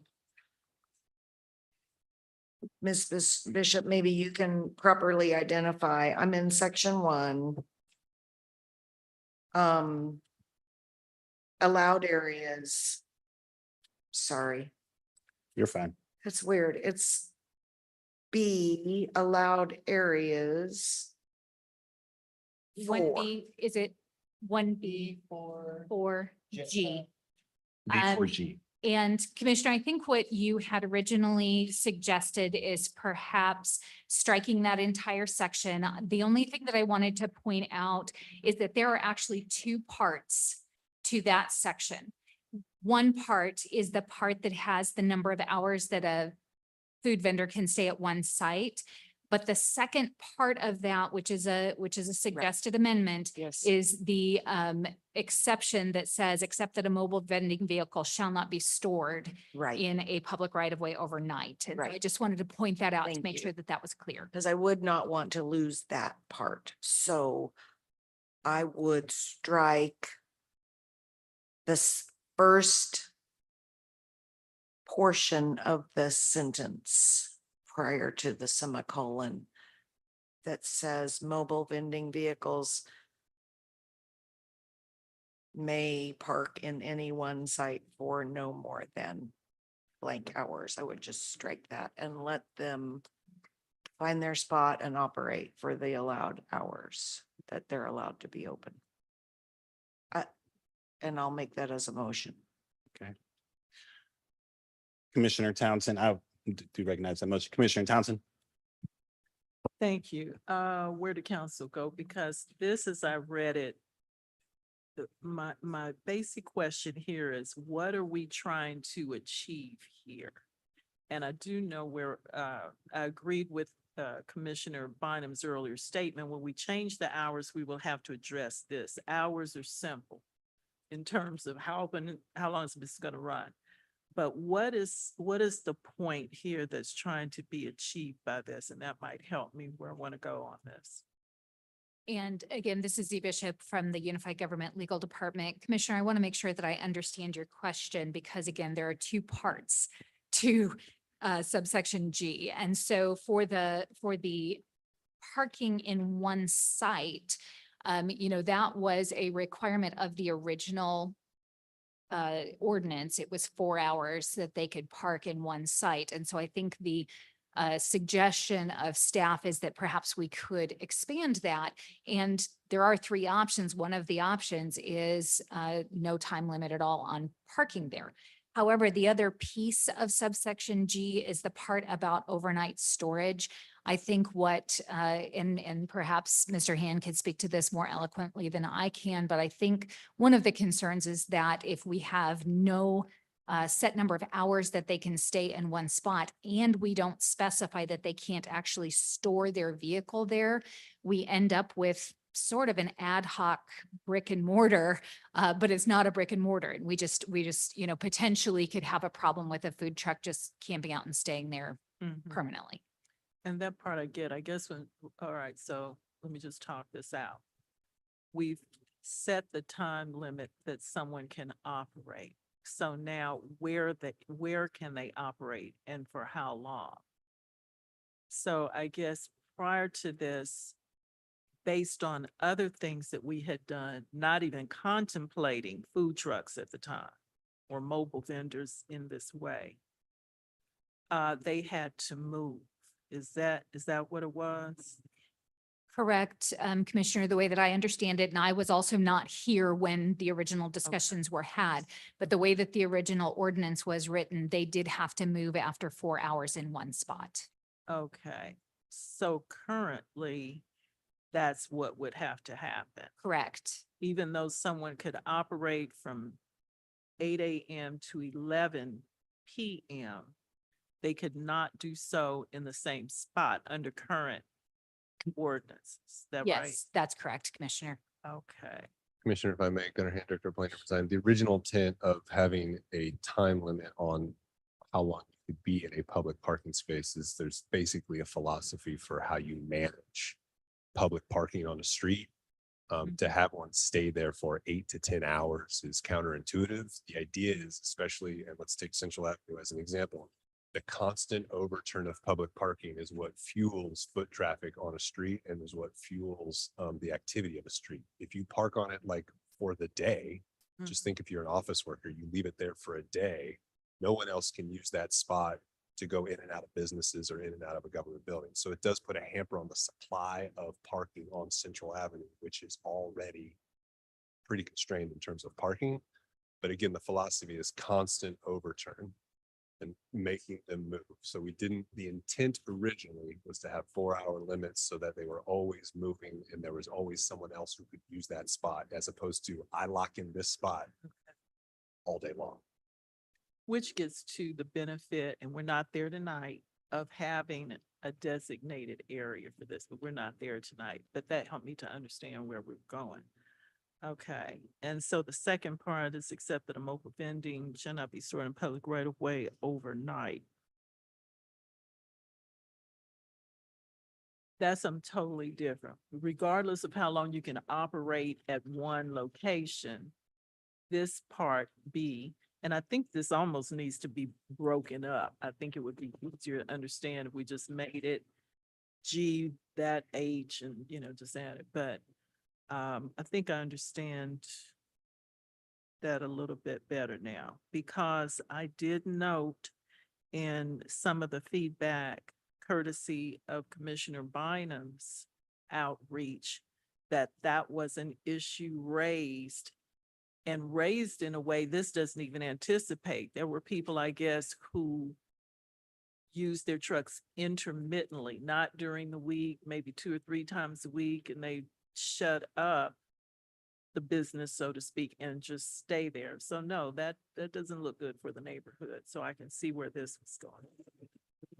All right, thank you. That helped clarify it for me. If I may, real quick, just on that point as well, Gunnar Hand, Director of Planning and Design. The code covers, at least in private property, a lot about where and how you can or cannot store something.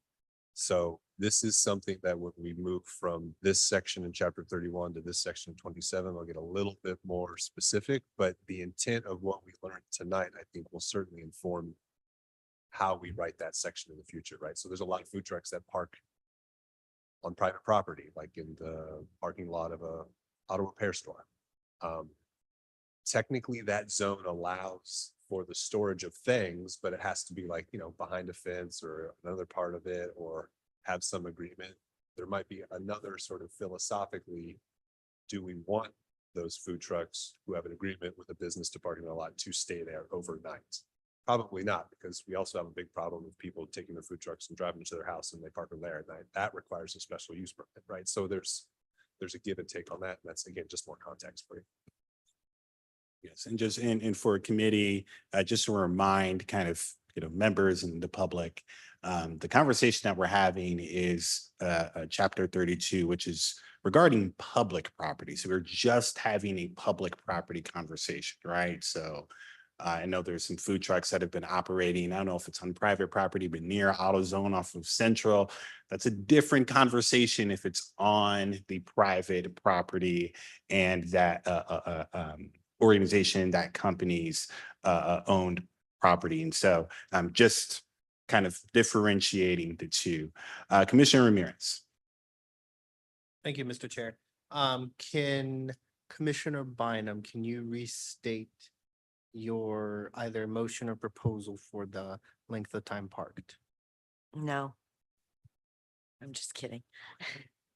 I was suggesting, and I think I made a motion that on item 1(4)G,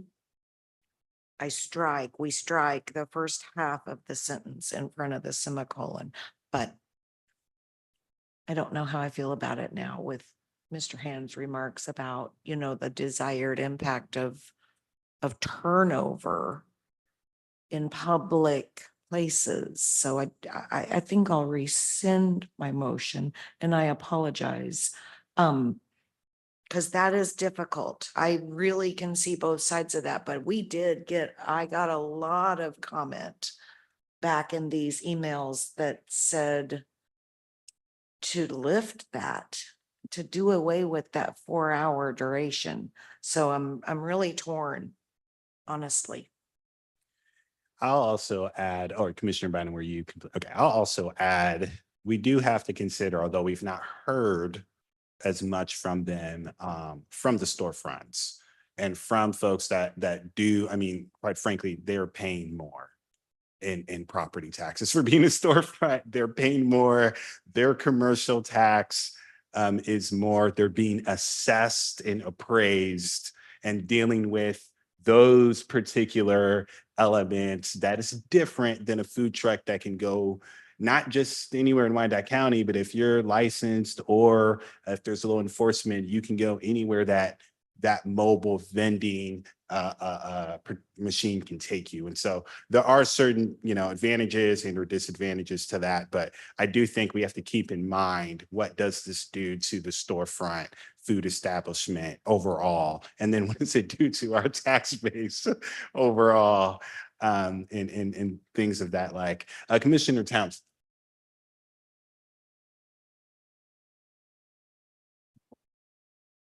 Thank you, Mr. Chair. I think I just saw the answer to this. So currently, there is a 4-hour limitation. Okay. So this is an opportunity to stay with 4, eliminate, or do something else. Okay. But currently there is a 4.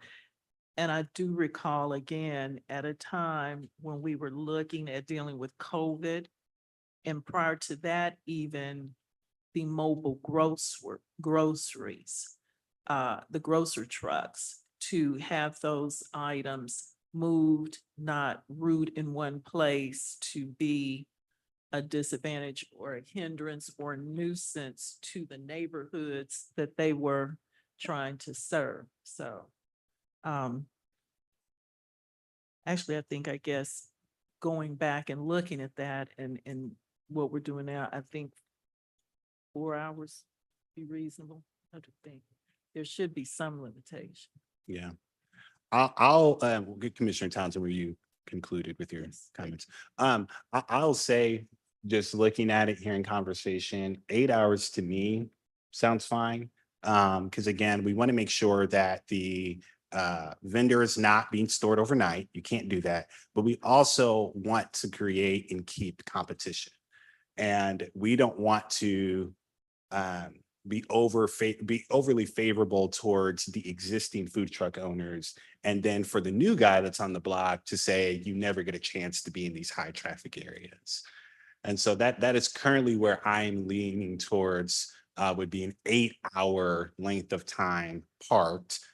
You think about, you go to work for 8 hours, and so that's kind of my thinking behind it. It can be changed, but I'll just put that on the table. Other thoughts? Commissioner Townsend? And so the corollary, that just kind of thinking it through, even though we've said food truck operators could go from, say, 8 to 11, they would have to find someplace else during that window of time. They couldn't be at that one particular location for the entire time that they would be allowed to operate. So I get it, but 8 hours would be your traditional business day. So that's up to them where they want to be. Yes, for how they can operate at that location. Right now, if they move somewhere else, they can operate, as long as it's within the time limit, right? You can do another 8 hours, right? But it would create that competition. Commissioner Bynum? Thank you. Question, for Mr. Hand and also even Mr. Valencia, if that would be allowed. The majority of the mobile vendors are in the Central Avenue area. Would you say that's correct? I know there's 57 licenses across Kansas City, Kansas, but the majority are in the Central Avenue area. Are the majority of those on private property? I mean, how many vendors are we talking about that are on this public property on the right of way? Do you know, sir? Go ahead, please. Thank you. 1 minute. sir. 1 minute. I apologize, Yeah, but you're good, you're good. Especially in that corner, there's 7 food trucks. on private or No, public? in public. Yes, Okay. especially in that corner, where the Okay. trolley park is. Okay, so what are they doing now? The rule is 4 hours. Is that what they're doing right No, now? No, we stand there till like 1, 2 in the morning, whatever time we can. Yeah. But like I'm saying, they used to be okay with the park, with the property, right in the corner Mhm. before they kick everybody out. Everybody is okay. I mean, we don't, there was not much that traffic, but everything starts there. Gotcha. Thank you. Thank you. Thank you. Mr. Hand, can you add to this for me? Gunnar Hand, Director of Planning and Urban Design. What I have seen, and I don't know the exact numbers of 57, the vast majority use the public right of way. Other than that, there's a few where one person has an agreement with one private property owner and parks at that location all the time. So there is a pretty good amount of that. The cluster of food trucks that have organically grown up on 18th Central is unique in Wyandotte County. I have not experienced another sort of natural grouping, quite frankly, in the region, unless there is a specifically designated food truck. Okay. There are a couple of those. So you are saying that the majority, per your observation, are on public property? Yeah. Okay, thank you. Thank you, Commissioner. Other questions? Okay, well, I want to kind of get us moving here. So I'm going to go ahead and make a motion for the length of time. And I know legal, we're going to have to do a whole big swap here, but just want to keep things going here. I'm going to make a motion for, this is section 32-188B4G, for the length of time for mobile vendors to operate at one location to be 8 hours. On site, on that one site. That is my motion.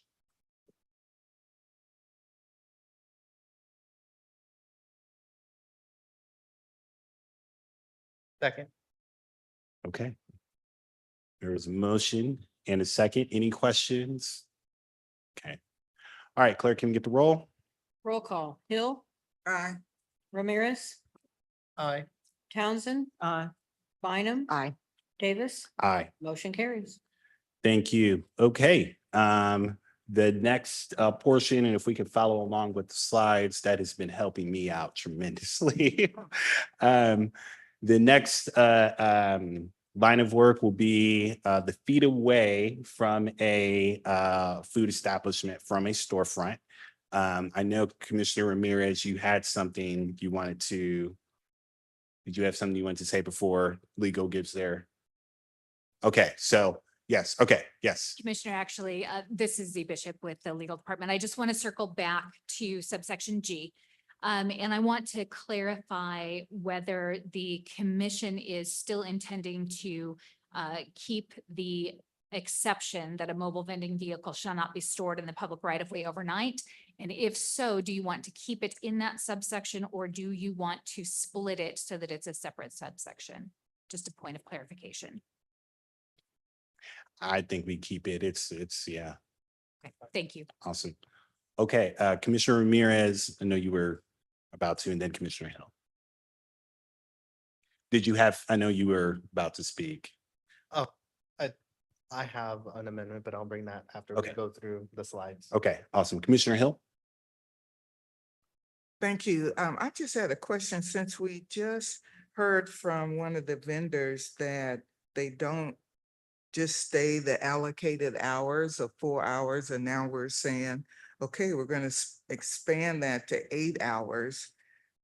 do they just continue to stay longer, or do we have a plan for if they do not follow this ordinance, or how are we addressing that issue? Yeah, I'll take a stab at it, and staff, I think if you all want to offer some more guidance here. So, I mean, currently with the 22% vacancy rate, we're going to do everything we can to enforce what's on the books. The hope is we work with the food truck owners and the other mobile vendors. We do the education piece first, and then get the information out to our staff for enforcement. Obviously, with that comes, a lot of people power to make that happen. But we definitely have to put our intent. Just because somebody doesn't, you may not drive the speed limit doesn't mean we don't want to say it's 35 in the residential, right? We're still going to say it's 35 in the residential. And then if you don't, there's a possibility that somebody gives you a ticket.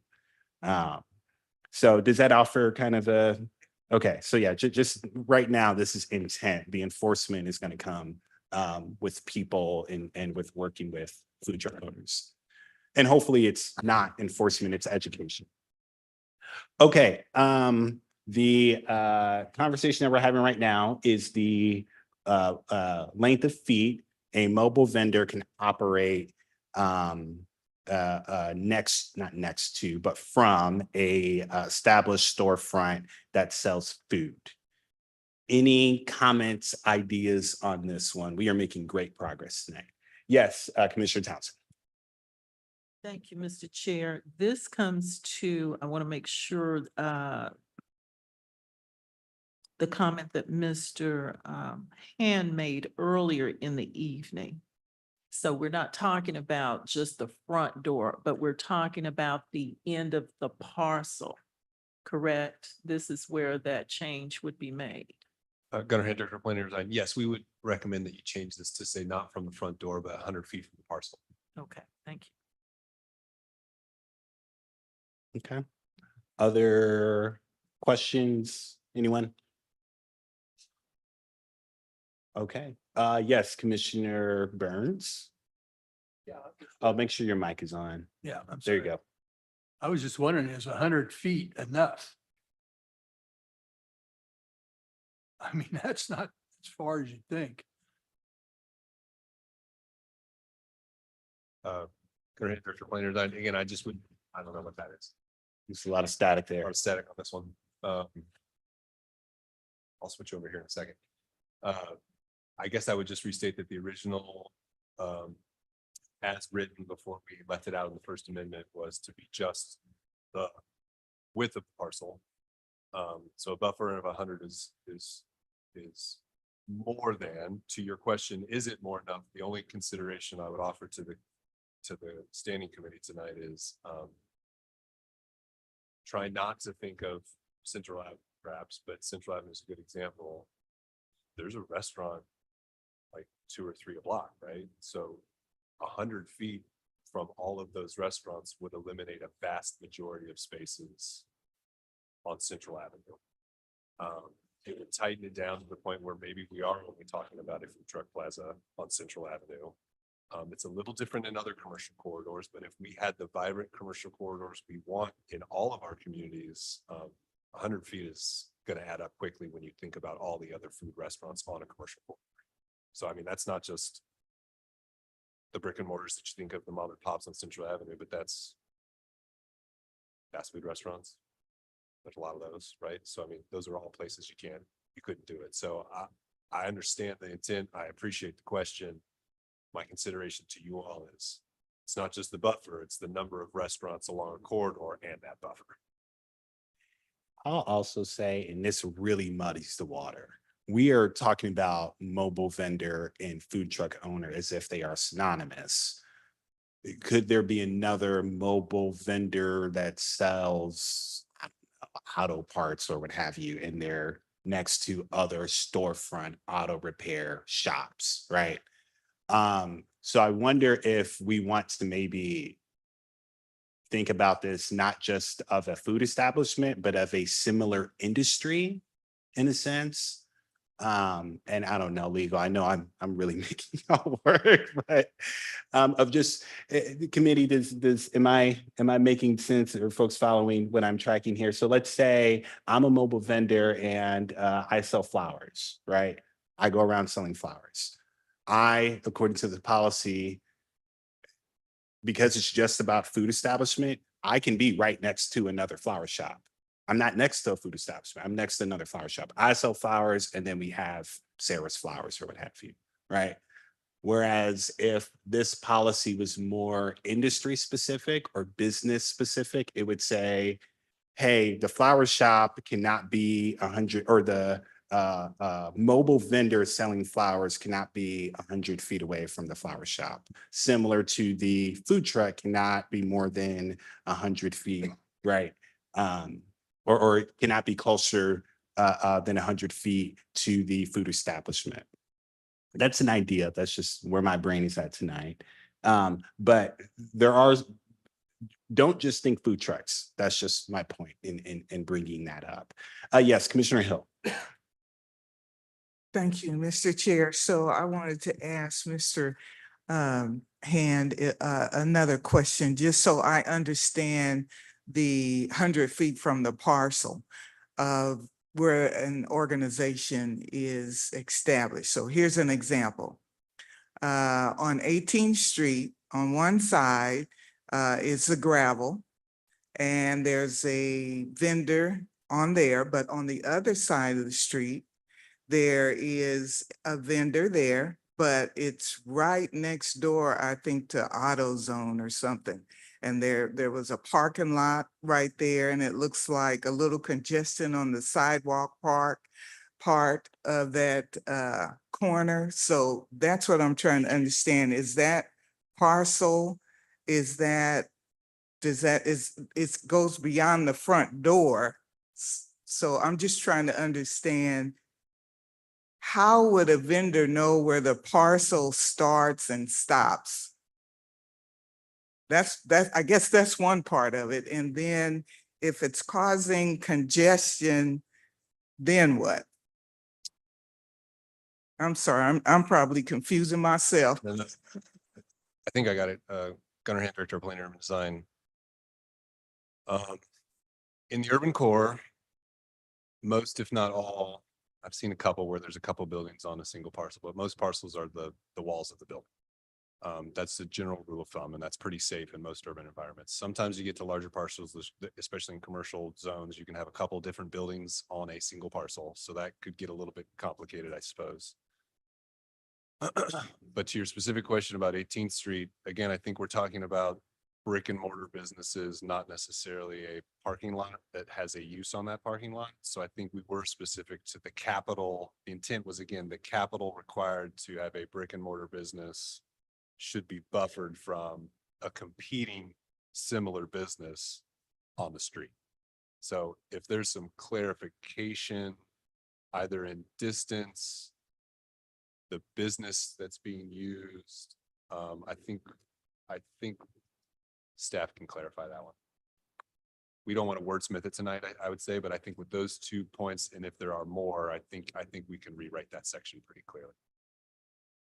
And this is Z Bishop with the Unified Government Legal Department. I agree with Mr. Hand. I think if the committee can come to a substantive agreement in terms of the number of feet, the number of hours, the wordsmithing itself for how we denote what that distance is, we can come up with that as more of just a drafting requirement. Now, the one thing that Mr. Rios did want to point out is that the 100 feet requirement, that was not just something that came out of thin air. That was actually something that was suggested from the American City County Exchange. And there are a number of other cities who have that 100 feet. And actually, if I may, maybe this will help too.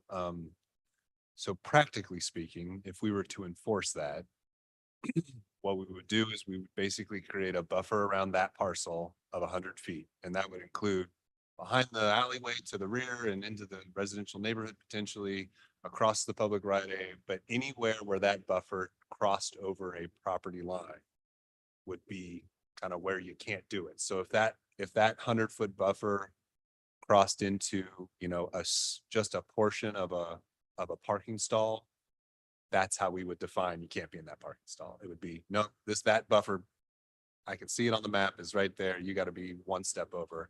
I would also note that as we were developing this work and working with the NBR for the central area, we actually went down originally when we did the original ordinance, we walked down Central Avenue with them and sort of said, okay, well, that's a bus stop. You can't park there. That's all the other standards, right? That's a fire hydrant. Can't park there. That's in the sight distance triangle. Can't park there. And we were able to actually measure out where the spots that would be eligible for mobile vending would do. So that's an exercise we can do to help businesses, NBRs and others kind of define what those parking spots actually are. And that's going to be, fluid, right? Because businesses close and new restaurants open and things of that nature, right? So, but I think this is also a good point to reiterate a comment from the public.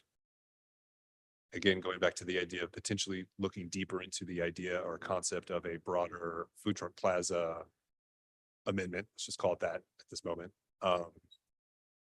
Somebody developed a restaurant in one of those businesses at the end of Park Drive, that would basically shut down where they currently park. Thank you, Mr. Hannah. I think that helped me quite a bit, cleared up a couple of things. Number one, identifying a parcel with a competing organization is different from actually renting a space on the parking lot of an organization. So, okay, I got it now. Thank you. Okay, so we're still here discussing section 32-188B3. Commissioner Ramirez. Thank you, Mr. Chair. This one, I am stuck between however the saying, rock and a hard place. I understand the need for protecting our brick and mortar, but also at the same time, putting this buffer, as Mr. Hand said, of all the restaurants, food establishments. This is just saying restaurants, this is food establishment. This is also including fast food as well. The 100-foot buffer would, in a way, as he said, effectively take out a lot of the food trucks off of Central. So I don't know which way I'll go on this one. Like I said, I understand us protecting our brick and mortar, but also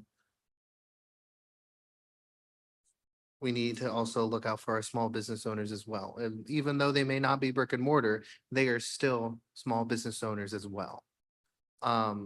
So I don't know where I am on this one. Thank you. Thank you. Committee, what we're looking at is a proposal for 100 feet. It doesn't have to be 100 feet. It doesn't. It can be 150 feet. It can be 50 feet. It can be 25 feet. Or we can say nothing. This is going to impact somebody. There's no way anyone is going to go unimpacted by it. I mean, they're being impacted right now, right? We heard from both the food truck owners and from some storefront folks, both here and it's been, published in articles. I am of the mindset that this policy can be fluid. Again, I think it should be industry specific, not just food establishment. But Commissioner Towns, I'm going to hear what you have to say. No, go for it. Go for it. Well, again, I want to thank logistics for helping me out on the visual of this, because again, they measured from the east to the west wall just in these chambers, so that to give you a visual, that's 77 feet. And this balcony is some portion of that. They didn't give me the other exact measurements, but add on another 23 feet to help. that helped me. I'm sure that I don't want to increase the separation. And I understand what you were getting at earlier. The current language deals only with mobile food vending. And your example about the mobile flowers versus, you know, brick and mortar flower Storefront. shop, Mhm. the storefront. I'm almost thinking maybe we just need to stick with the vending right now, but I get what you're saying, but I think that gets maybe that should be looked at separately, because at that point, how many other vendors do we want to talk about and putting a barrier on? So I think I'm opting for the keep it simple tonight and deal with the mobile vendors, the food vendors tonight. And at this point, I would just leave it as it is. That was interesting to hear this, the 100 feet was a recommendation from a best practice perspective. And so that would be at this point, I think, where I would be leaning to leave it as it is. Just deal with the mobile vending tonight for this setting. Okay. And would that, one other thought, would that force anyone currently who's operating at 18th to move? That's not my intention, but it would. I'm envisioning that corner. I don't remember seeing any other food, you know, within that 100-foot radius. So.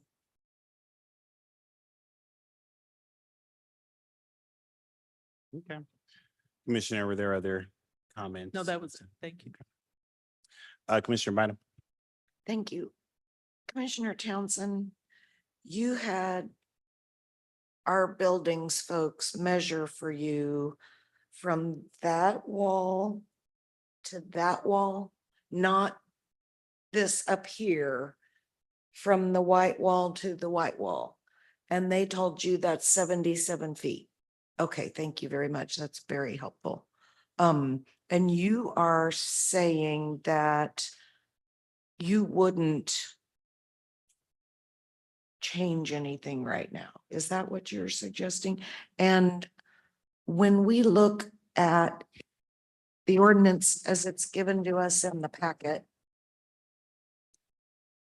mobile vendors shall not park their mobile vending vehicles in the public right of way within 100 feet of the main entrance door of a food establishment. And that's all underlined. Does that mean it's new? Okay. Z Bishop with the Unified Government Legal Department. Yes, Commissioner, that it is underlined because it's an addition. It's new. So when you say you wouldn't change anything, do you mean you wouldn't add this? Oh, I see where you're going. As it's presented in the Proposed. order. As it's I proposed, see what you you're would saying. leave it. Right. Okay. And I am contemplating, that's why the visual helped me, that would not negatively impact, fingers crossed, anyone who might currently be operating at 18th Central as a food truck. It would not, yeah. Thank you for that clarification. Yes. Well, it's great exchange. Is that a motion? from anybody?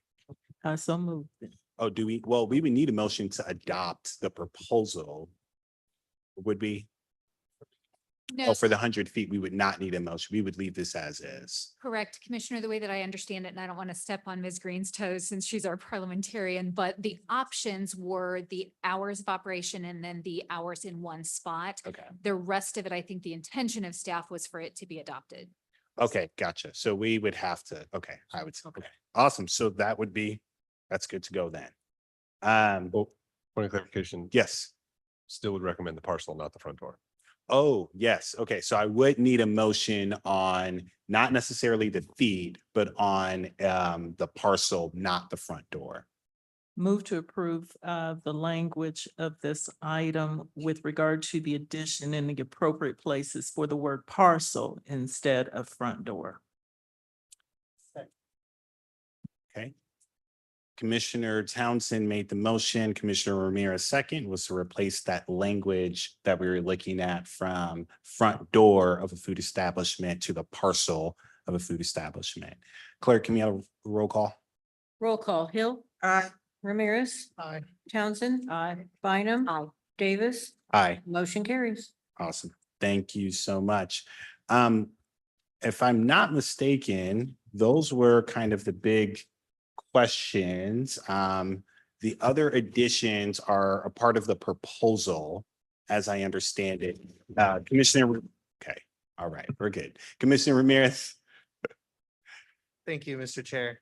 I have come up with a proposal, an amendment that I worked with legal on, and it's on one of it's on one of the slides on here. It is section 32-188B4J pertaining to the mobile vehicles shall not operate electronic devices to amplify music or sound. Our clerk's office has a copy of what my amendment does. But first, it pertains to the noise ordinance, and I would like legal to map out our noise ordinance and what stipulations are in there and what happens. Thank you, Before I'm- Commissioner. This is Z Bishop with the Unified Government Legal Department. Yes, the Unified Government does have a noise ordinance that is section 22-128. Essentially, as it relates to this particular issue, section A3 regards self-contained portable non-vehicular music or sound production devices on public space or right-of-way. That it is unlawful for a person to operate that in such a manner as to be plainly audible at a distance of 50 feet in any direction from the operator between the hours of 7 a.m. and 10 p.m. And then between the hours of 10 p.m. and 7 a.m., the sound from such equipment operated in a public space shall not be plainly audible by any person other than the operator. So essentially, that section limits the use of music and speakers between 7 a.m. and 10 p.m. in public spaces to that 50 feet, but then overnight, only the operator can hear it. I think the other section that, Commissioner, I believe you had spoken with Casey Meyer in my office about is subsection B, which is the prima facie violation. And that one talks about sound in a residential area. And it does make that a violation if it's plainly audible across a property boundary line. But of course, we're talking about public right of way here for the food trucks, and they're not allowed in the residential areas anyway. Does that answer your question? Yes, it does, Ms. Bishop. Thank you. I just wanted the committee to hear what are the certain requirements of our noise ordinance. And this is a noise ordinance that's for anything and everything that has noise, block parties or how a house that may have a party or whatnot. If the noise exceeds 50 feet, you are in violation of the noise ordinance between the hours of 7 a.m. and 10 p.m. And so with how the current ordinance is written, it's meaning mobile vending vehicles could not use music or devices to amplify or to play music at all.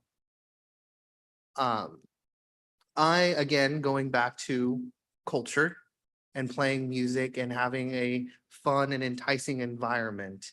My amendment, as it's being on the board, is to strike that section and replace it with mobile vending vehicles shall follow the noise disturbance ordinance found in chapter 22, article 4, section 22-128. It would allow them to play music, but they have to maintain that 50-foot radius around their establishment up until 10 p.m. And then, of course, already in residential areas, they're not allowed in residential areas in the first place. Now this isn't in the part of the original code, so this gives some teeth for some enforcement from our police department to help the community and make sure that the community is being heard and that the peace is being preserved. That is my amendment to this. If any other commissioners have any questions or comments. Commissioner Ramirez, I just want to provide some clarity because we had kind of a little bit, we had talked about this briefly. So we already have a noise disturbance ordinance. Is that, I have a lot of people kind of nodding their heads. Okay, so we already have one. If you have a neighbor that is playing very, very loud music, we have a process that's already put in place. We have codes that are already adopted that says, this is what you do when the music's too loud. Commissioner Ramirez, if I understand your proposal, you're saying apply that same standard to the mobile vendors. Yes, that's all it is. And it's applying the same standard, the same code that everyone follows to be applied to the mobile vendors as well. Okay, I just wanted to provide just some clarity. We already have a law that's on the books. We already have a process by which if noise is a disturbance, we already have a code. The proposal is just to enforce that code and reference that code for our mobile vendors instead of saying no music can be played. Are there questions about that proposal?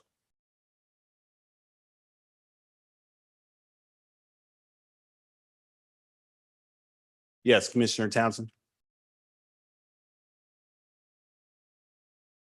So my question is, with what's written in item J, mobile vending vehicles shall not operate electronic devices to amplify music or sound.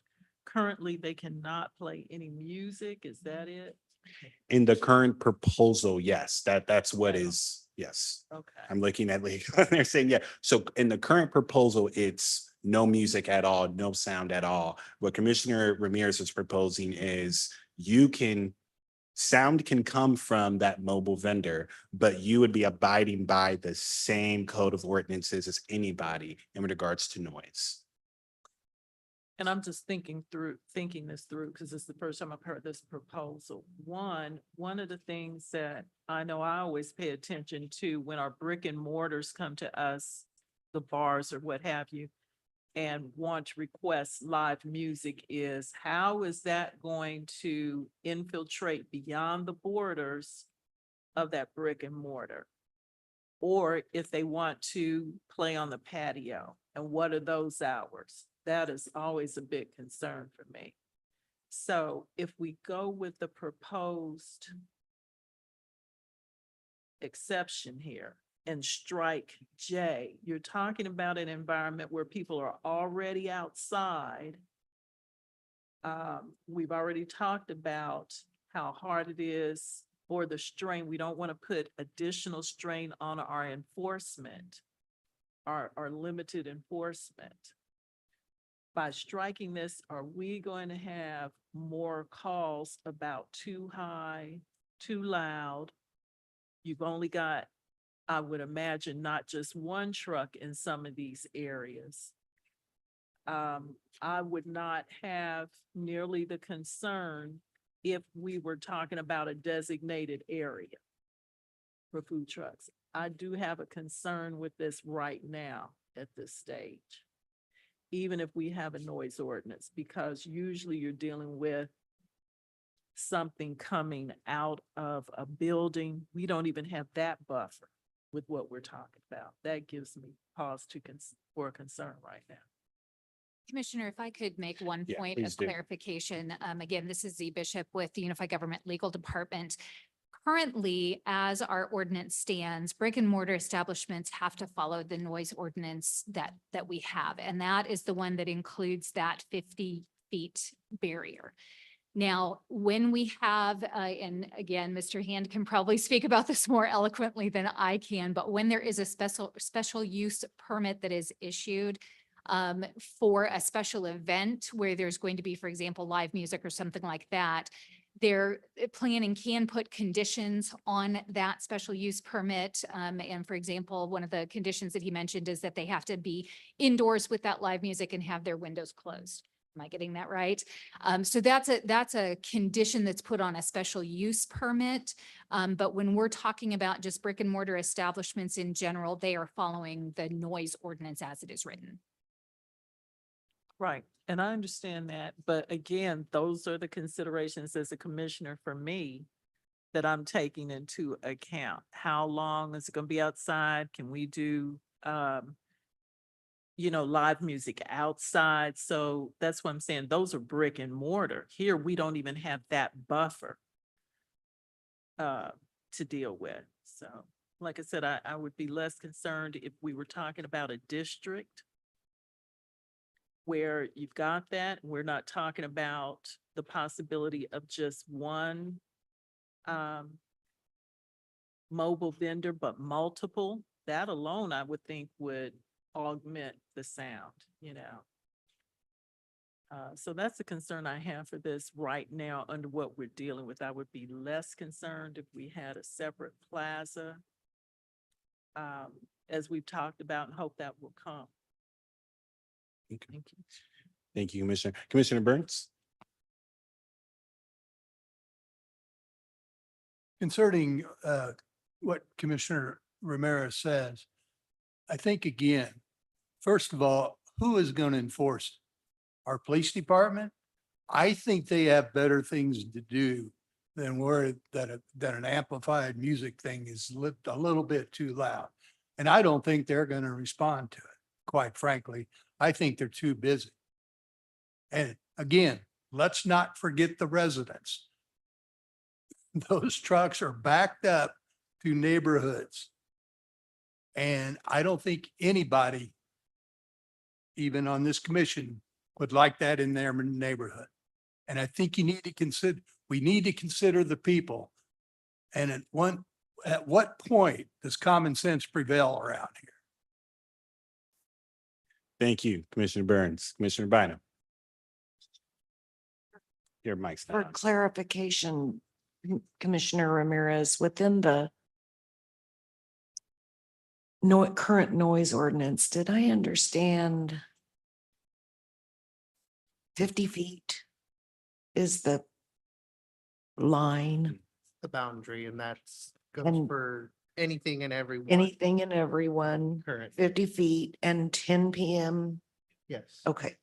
And even, and even now, the food vendors could be considered, you could enforce that currently without even making these changes. Mhm. They still follow under the noise ordinance. So they fall under the noise ordinance, and it is a concern with enforcement.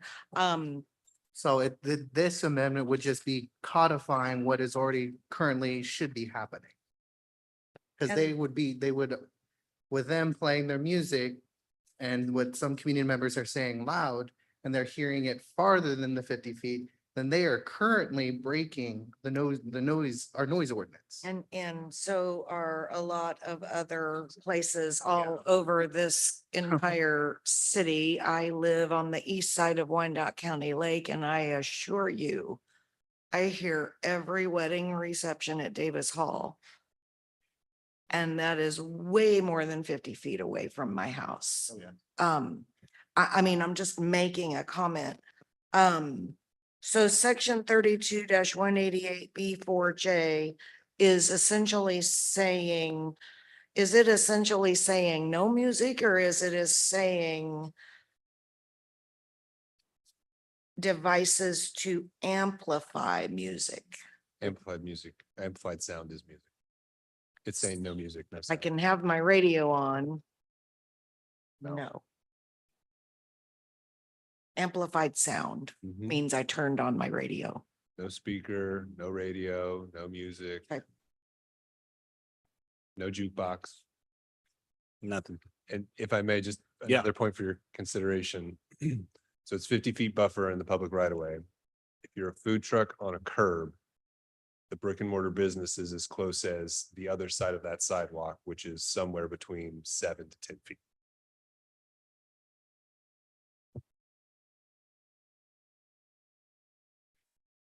Well, committee, we are still on this particular conversation. Commissioner Hill. Thank you, Mr. Chair. There's another component I think we have not discussed, and I'm not sure once I say this, where it would even go, but many times, it's the customer that has the amplified sound that comes through to purchase items from the vendor. So that would be extremely nerve-wracking to the residents as well, but I don't have a solution for that. I'm just making a comment. Thank you. Other questions? Okay. As we kind of wrap this up, because committee, this is the last item here. Commissioner Ramirez, did you make was that a motion or were you just kind of presenting your idea? I wanted to make a motion, but I don't know where it will go.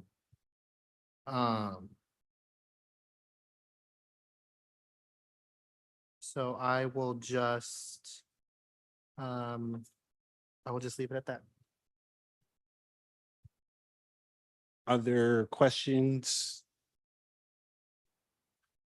Mr. Chair, Yes. sorry, one last thing. At the beginning, I mentioned two things. The other small technicality would be to add to number K just below J, the idea of not distracting lights in the public right of way as well.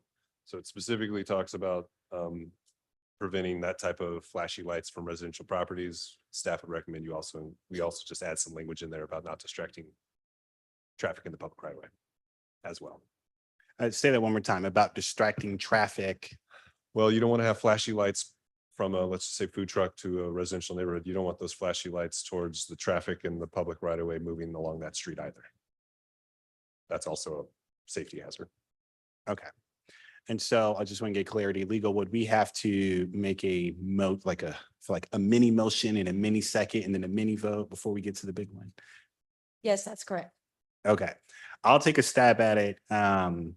So I move that we amend section 32-188B4K to include a restriction on the lights that can be distracting to the flow of traffic. Second. Awesome. Clerk, can we get a roll? Roll call. Hill. Aye. Ramirez. Aye. Townsend. Aye. Bynum. Did your motion add? It didn't take anything away from that, did it? No. It just added. Yes. Aye. Davis. Aye. Motion carries. Yes. Oh, you were. Was there anything else, Commissioner Bynum? No, thank you. Okay, well, we have made a lot of changes. Was there any conversation? The last portion of this slideshow is on the illegal dumping of food waste and the proposed updates, which increases the minimum fine. Any questions or anything about this? Okay, with that, we have made all of the additions and all of the subtractions within this almost 3-hour meeting, which is great. I appreciate the public for bearing with us. Legal, if my memory serves me correctly, we would just need to take one motion on all of these edits to fast track it to the nearest full commission meeting. That is correct. And I think just to make sure for clarification, the motion to approve the ordinance as submitted should state that it would be a motion to approve the ordinance as submitted with amendments. Okay. As stated previously. As stated previously. Or as, okay. I think that Motion. should take care of it. Okay, awesome. Okay. Commissioner Bynum.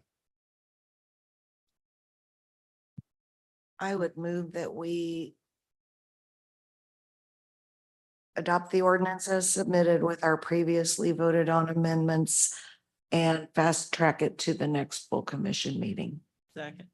All right, I have a motion and a second to approve this proposed ordinance with the approved amendments. Clerk, can you get a roll? Roll call, Hill, Aye. Ramirez, No. Townsend. Aye. Bynum, Aye. Davis. Aye. The vote is 4-1. The motion carries. Awesome. With the blue sheet that removed the land bank policy, we will be adjourned. Is there a motion for adjournment? Motion to adjourn. Aye. Second. Awesome. There's a motion to adjourn made by Commissioner Townsend and a second by Commissioner Ramirez. Clerk, can we get the roll? Roll call, Hill, Aye. Ramirez, Aye. Townsend. Aye. Bynum, Aye. Davis. Aye. Motion carries. All right. Thank you, everyone. Thank you to the public. Thank you to staff. Have a good night.